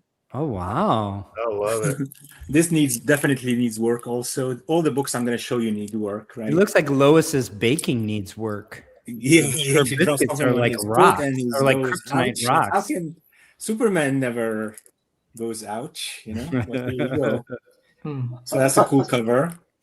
And then early on in the year, I got me Planet Comic number 40. Ooh. I sent you a text, Dr. Paul, and I sent it to the wrong group. Sorry, apologies. No. Joe Doolin drew this cover, so it's amazing really cool cover, right? Amazing cover. Has a rodent shoe here, or insect shoe, I should say. So this needs leaf casting in this area, basically. That's right up your alley. The interior is falling apart also, so it needs some leaf casting and put together. I got this for $100. How can you go wrong, right? Yeah, that's great. That's so beautiful. Yeah, so it's really good book. And then this is Comic Cavalcade number 16. Oh, nice. Nice. And I got this earlier in the year. It's a square bound book. Yeah, these are big. These are big books. Yeah. You know, I mentioned that the Solomon Grundy appears 4 times in the Golden Age. 2 of them are in Comic Cavalcade. Interesting. But he doesn't have a cover appearance in Comic Cavalcade because all of the covers. So Comic Cavalcade is a square bound, big mama, like World's Finest, right? Yeah. And it featured 1 Flash story, 1 Wonder Woman story, 1 Green Lantern story. The Green Lantern stories are by Paul Reinman, but the covers were all whimsical. They all just it was quarterly, and they all didn't reflect the interior. They were all just whimsical covers of the 3 heroes. Yeah, just like the World's Finest showed. Goofing off. Yeah. Yeah, it showed Batman, Robin, and Superman all together, but the stories were separate. Right. Interesting. So anyway, Comic Cavalcade is where the other 2 Solomon Grundy stories reside in the Golden Age. One, I think in fact, if I'm remembering correctly, they're both Christmas covers too, because this was quarterly, and the winter edition usually had a Christmas cover. I see. This one actually presents really well, despite the problems you just showed. Yeah, it has some issues, definitely. So it needs some casting. Has holes in the cover you don't see here on camera too well. Not really. And then the back cover is missing. Oh, okay. It's not there. So the back cover, actually, I found a copy of Screen Comics, right? Number 7. Nice. Nice. I got this for like $10. Nice. Sure. And the back cover is identical to the back cover of Comic Cavalcade 16. So I'm going to marry these 2 together. This is square bound, by the way. So it's my first square bound to do. I haven't done square bounds before. Yeah. And I've seen a video by Rick showing yeah. how to take the cover on square bounds, right? He puts them in a little bit of water, basically, and undo it, right? So he has a nice technique. I'm going to try that technique to see if I can take this apart. And I wonder if you can do that with pulps, because I'd like to get into like conserving pulps, and of course those are fairly square boundish. Yeah, very square. Yeah. This looks hard, right? This looks like really tightly square bound. So I'm afraid to work on it, but we'll see. Yeah. So that's another one, and then in December I was looking on eBay, and I saw this book offered for like best offer. So I gave the guy an offer of $80, and he took it. Superboy number 4. Wow. Wayne Boring cover. Isn't that gorgeous? Not boring at all. Yeah, it really is a nice book. It also needs conservation. So I'm gonna go look for one of those. This has spine split here, and has rodent shoe throughout the book. So every wrap, the cover, needs. Yeah, but it looks like it probably doesn't affect the artwork or the story. No, it doesn't, and the artwork is gorgeous on the inside. The book is gorgeous. Oh wow!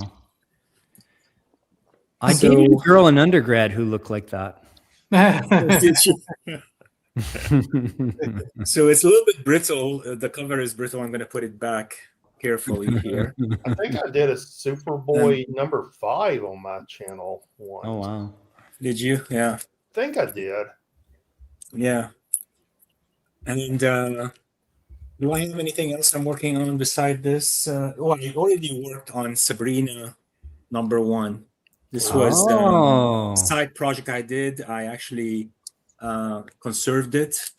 It was detached cover and has a lot of creases, and I just did it. Did a quick job. Did some leaf casting. You can see the leaf casting here on this side. Nice. Is this on your channel? Say it again. Is this on your channel already? No, it isn't. This one I didn't show on my channel. Oh, okay. Yeah. Jason, I did it fast because these videos take a long time to do. So. Yeah, they do. Jason, even you can't hate on Sabrina. Come on. Well, we'll see. Listen, man, I got a mute button. I can also just I can drop your image right off the video. He's gonna mute you and he mutes me. Yeah. These are the projects for next year, and then I have the work on my gel and gum and fungal removal, remediation, research at work. So I combine my interest with comic books with some research I'm doing at Salem State. Awesome. And it's good. It's I use their stuff. I buy my stuff. They buy my stuff sometimes. So we have this cooperation going, right? Yeah, that's awesome. So we got like $1,000 from the chair and for the project, and we buy chemicals and things like that. And it's not a huge thing, right? It's not a PhD thesis, just a thesis. Yeah, it's pretty cool. Good. Yeah, works. Yeah. Couple things in the chat before we move on. Jim says I sold Justice League back in the 70s with 3 covers. Very cool. Interiors. Lawson says the interiors of the covers were put on upside down for some Charlton comics. I mean, they did all kind of wacky errors, right? Charlton just didn't care. They're like, whatever. The aforementioned Morris says Amazing Spider-Man 361. There's a copy with 14 covers. What the heck? You know what's funny? Multiple covers beyond just 2 is less rare than you would think, because if the machine goofs to grab more than one, it often grabs 3, 4, 5. Not 8. Not 14 very often, but 14 in one staple. Yeah.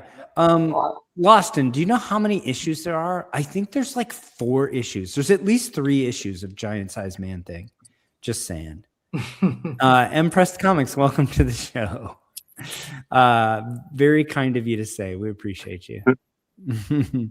Don Carter says the best find of the year was Al Feldstein's signature authenticated on an Aces High number 3. That is way cool. So Aces High, this is one of the ECs that was the new Sounds EC. like Iron Maiden. It was after the Comics Code came out and they were trying to rebrand themselves. And Aces High is about like Ace airplane fighter guys, like the Red Baron. That's insane. Finding that, I assume you bought it not knowing it was there and paid regular price for an Aces High number 3, which isn't that much, and that would add a lot of provenance and coolness and, dare I say, market value. Don DeCarlo created Sabrina. You can't complain about her, Jason. All right. I won't complain. Crypt 12 says we appreciate all you guys process videos. That's sweet. Don Carter says $30. That is crazy. All right, Chris, I think you're up, man. Well, I can make this short. I didn't really pick up any books this year. What I did do is was able to get a couple of my books that I wanted to bump. Nice. So I was able to crack some, and even basically I'm a Fantastic Four fan, so a lot of them were like in the early 100s that I've had for a long time, and I just wanted to either upgrade them or if I had them slabbed, I would open them and send them in, clean them and treat them and send them in. So I had a couple of those that were successful, and was able to do a few other books. I picked up a Hulk Annual 5. I'm more of a Bronze Age guy, and it's the one with the monster cover that has the number of the Jack Kirby monsters. Oh yeah, yeah. Oh, I know the one. Isn't it like third appearance of Groot or something? Yeah, it is. Yeah, yeah. It is. I was able to pick that up at. Look at me! I know some stuff about Bronze comics. I picked up at the con about 2 years ago, and I told a friend, I said, "Look, I can get this to a 9.8." He goes, "You can." But I was able to get it to a 9.8. So, ooh, look at you! Yeah, and you guys will say it's Bronze Age, but anybody can get a Bronze Age. No, that's not on a square bound. I mean, that's crazy. Yeah, I actually. That's one of the things I have to do is catch up on some of my books and put those out there so people can see the befores and after, because some of them came out really well. Yeah, that's impressive. Collecting Cast confirmed there are in fact 4 issues of Giant Sized Man Thing, because 3 was not enough. 4X Giant Size, got it. All right. That's really all. That's really all I did this year as far as new books. We're looking forward to you getting pressing boards into more people's hands in 2020. Yeah, I'd like to get some of those. Yeah. I mean, you can reach out. Anybody can reach out to me on my Instagram. You can just send me a message on there. You can send me an email at sales@thepressmaster.com. There's a couple ways you can reach me even before I get the Facebook page up for the ordering. Okay. I've been waiting for the. I thought you were going to sell them on eBay for a bit or something like that, and I was kind of waiting for that, but then Yeah, I know. Actually, just a shout out to Don Carter. He's been a big fan. He bought some of the boards from me, has talked it up a little bit, and he's actually got some more for me. Hey, John, I got your boards right here, buddy. Oh, nice. They're going out to you. So you plucked my last. He's replacing some that he messed up with leaf casting. So that's one of the things I learned about the boards is if leaf casting dries, it's not smooth. It could put a dent in the board. So if you press with it again. Okay. But, that's good. Put that on my don't do this list. At least not without buffering it. Yeah. That's great. Okay. Good enough. So go ahead. You Pluck My Last Comic says his last pickup was Betty and Veronica 320. Love it. I not to be a dick, but I have the Canadian edition, which was a pickup from last year, and I love this comic in all editions. So I just wanted to highlight that. That's awesome. Do they say that differently in Canada? It's 75-cent cover price. It's just like a weird variant. Yeah. I was like, did they do something different with the cover? So it should have been a 60-cent cover price. Well, in the US it is. And north of the border, 75. Okay. First Cheryl Blossom, of course, for those of you that aren't obsessed with redheads. Yeah. Didn't do Archie.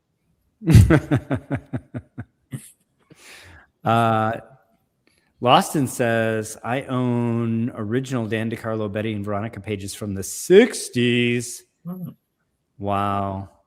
I won't hold it against you. That's okay. I own pages by Dan Parent. Actually, Archie artist, he's pretty good at artist, actually. Yeah. Phil just bought a page of Archie. It was twice up.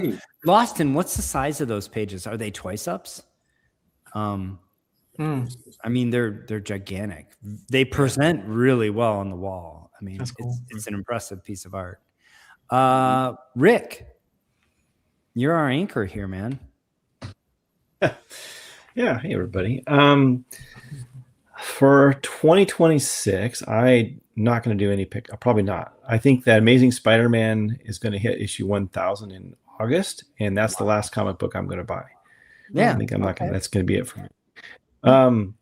But I've been not searching high. I've been searching low for comics for a while. I've been looking for ones with coffee spills, tea stains, bubblegum, crayons, boogers, things like this on them. Those are my prizes, and they're actually attainable. Yeah. Yeah. I had an event this spring where a friend of mine had a relative that was kind of older and had some thefts in his house and was disillusioned with his children. And they gave me what amounted to 3 long boxes of Silver Age Marvel comics that had never been bagged, sorted, they were in like milk crates. Yeah. This guy didn't know anything about bags. He went off to Vietnam in like 71 or 72, and that was the end of it. The collection started in the late 50s, and it was everything from Avengers to X-Men and Sergeant Rocket. This is one of them here. This is one of the books they gave me. There was a single digit ASM, single digit. Congratulations. Here, Avengers, single digit show that X-Men. again. Show that again. Yeah, this one. Oh, that's nothing. That's beautiful. Look at that condition. There's some Condition. Amazing. Oh, yeah, some staining there at the bottom. Yeah, That was in a milk crate. Yeah. Is that in the middle? But for free, it's not bad. And so, there's hundreds, there's close to 1,000 of these books, and there's lots of double copies, and a lot of them are in pretty poor condition. So that'll keep me busy for a while. That's and great. if nothing else, it's harvesting staples for my staple collection. Oh, there you go. So I bought a bunch of wire recently. Staple. It's expensive because you have to buy about several $100s worth of wire to get the gauge, the galvanized steel wire, in the 0.51 millimeter to 0.53 millimeter range. It's like very expensive to get that, and you have to buy huge spools that you could never use. But it's still, it's to me, you really need to harvest staple. I keep tackle boxes with the year and date and the little labels of every staple where they came from, and then I put them in an oven. I have a furnace so that they're annealed, so that they're returns the ductility to them after they're removed, so they're not fragile because too many of them break. Oh, no way! I didn't know that. That's interesting. Yeah, they will. If you take any piece of metal, try it. If you bend it, a lot of times you'll work harden it. And it'll stress it's the heating though that I didn't know about. That's good to know because what temperature do you need to get it to?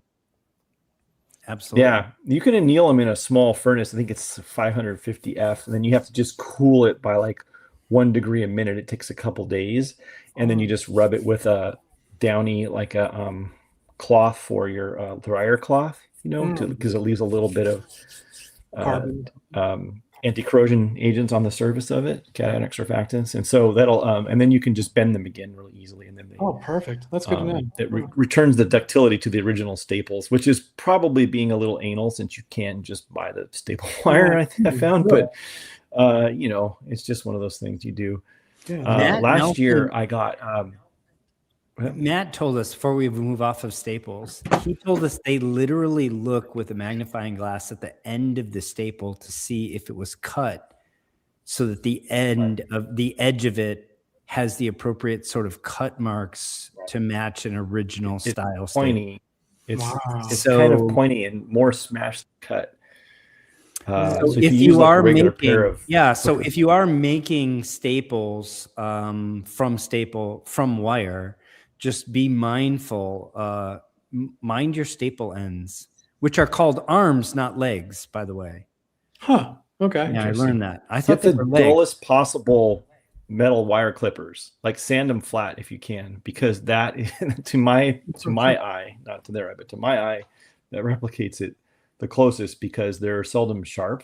So if I snip them myself with a pair of sharp clippers, it gives me a relatively square end, but they're sort of deformed and then pinched. If you look at them, you'll see it's very obvious off of a spool. Because if you buy staples already cut, they are flat on the sides, right? But if you get them, sorry, my kids are killing each other. D&D gone wrong. D&D gone wild. I think there's the murder going on.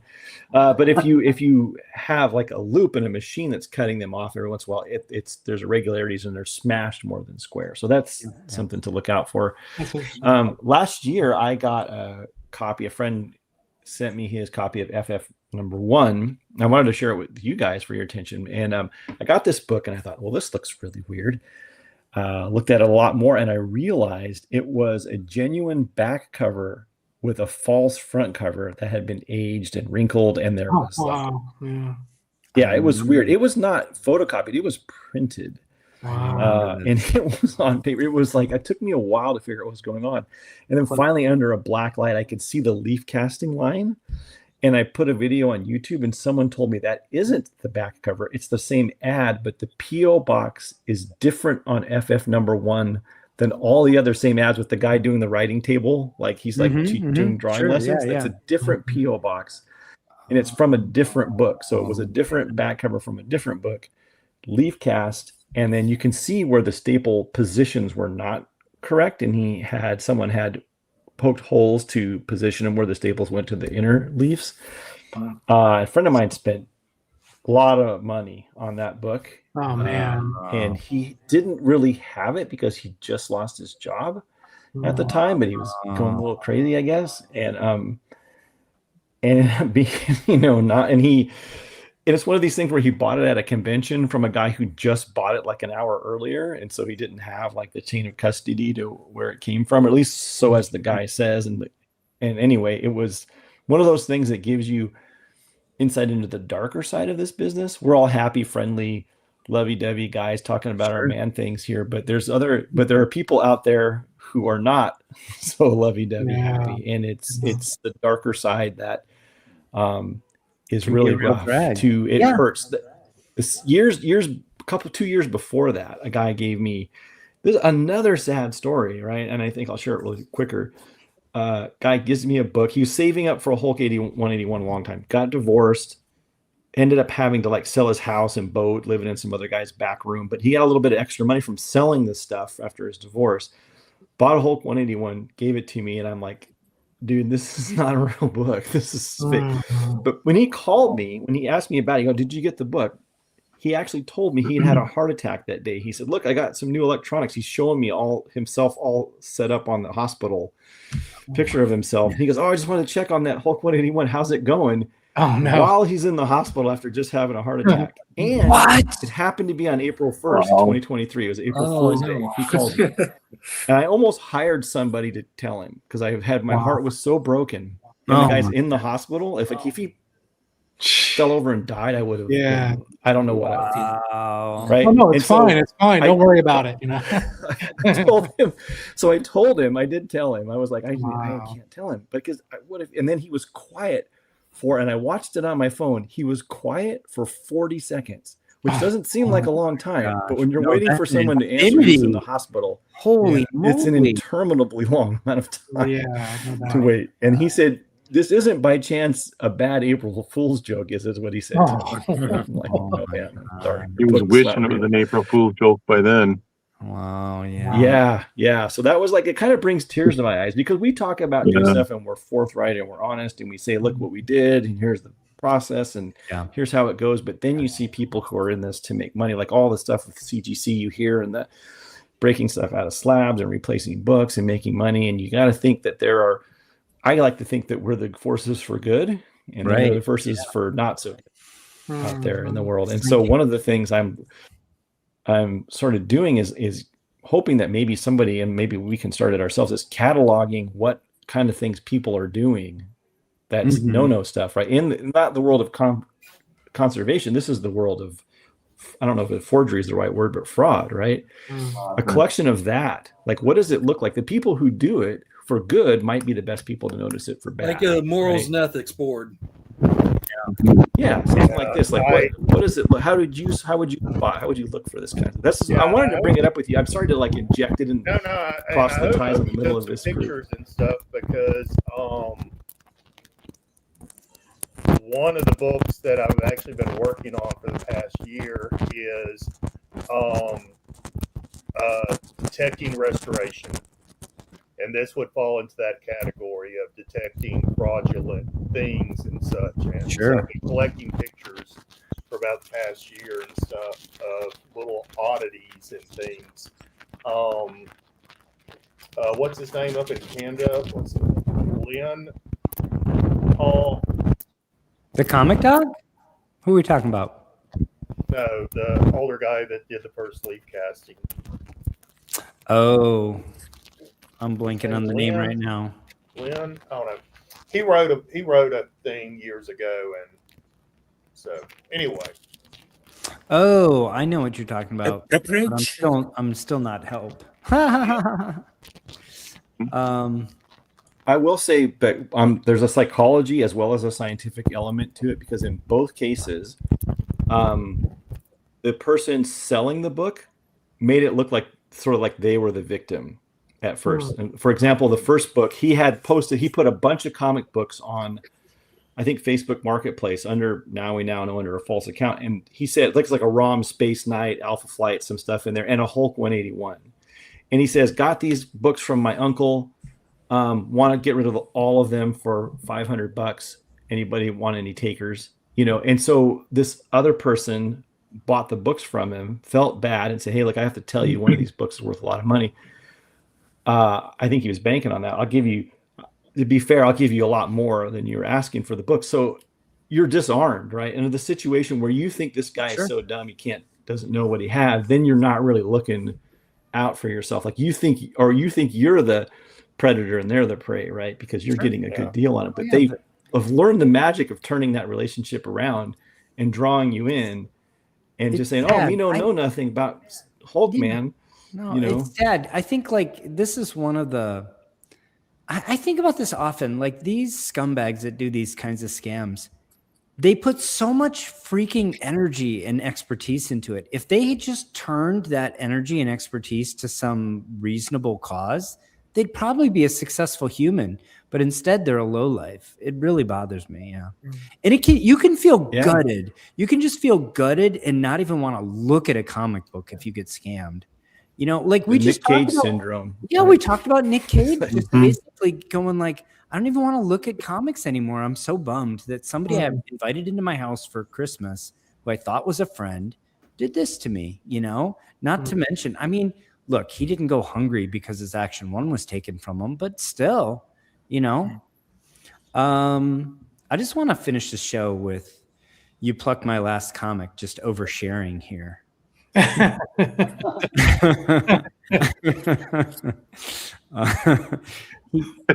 guess he clarified, or he maybe thought, he overshared. He realized he overshared, and so tried to hide it. I'm not sure, but oh boy. What do you guys think? Good place to end, right? Yeah. Who doesn't? I snuck that word in one of my last videos and nobody pointed it out. I want to say I'm going to end actually the show with some gratitude. So I want to say thank you to all of you for joining me. Thank you to all of you and everyone in this community, everybody in the Facebook group, for everything that you're doing to advance this hobby and our little corner of it, for keeping it very positive. Speaking of these kinds of scumbags and ripoff artists and other undesirables, there's a lot of that in the high-end comics. There's a lot of honest people too. There's a fair amount of that in the cleaning and pressing community. Yeah. We have very little of it in the country. But I always watch for the people that are getting upset because they paid too much and they got 20,000 viewers or subbers, and they're mad because they did the 2020 thing. Sure. Yeah. I'm not saying any names, but I'm happy to be there to buy the books. That's just bait clicky stuff, right? Yeah. Thanks also to this show's sponsors, Gorilla Monkey 3K, Don Carter, You Plucked My Last Comic, and the Archivist Adrift. Thank you so much to the generous super chatters for this episode: Lawston Wallace, Don Carter, Collecting Chaos, You Plucked My Last Comic, Gorilla Monkey 3K, You Plucked My Last Comic a second time, Lawston Wallace a second time. Thank you guys all so much. Check out their channels. Check out Lawston at HeroCon this year coming up in June 2026, I believe it will be. And again, thank you to everyone in the chat. Thank you to all of the viewers later. Thank you to all of my guest hosts. I really appreciate all of you. And until next time, take care of one another. Thank you. Amazing. Oh, Shelby's doing his thing.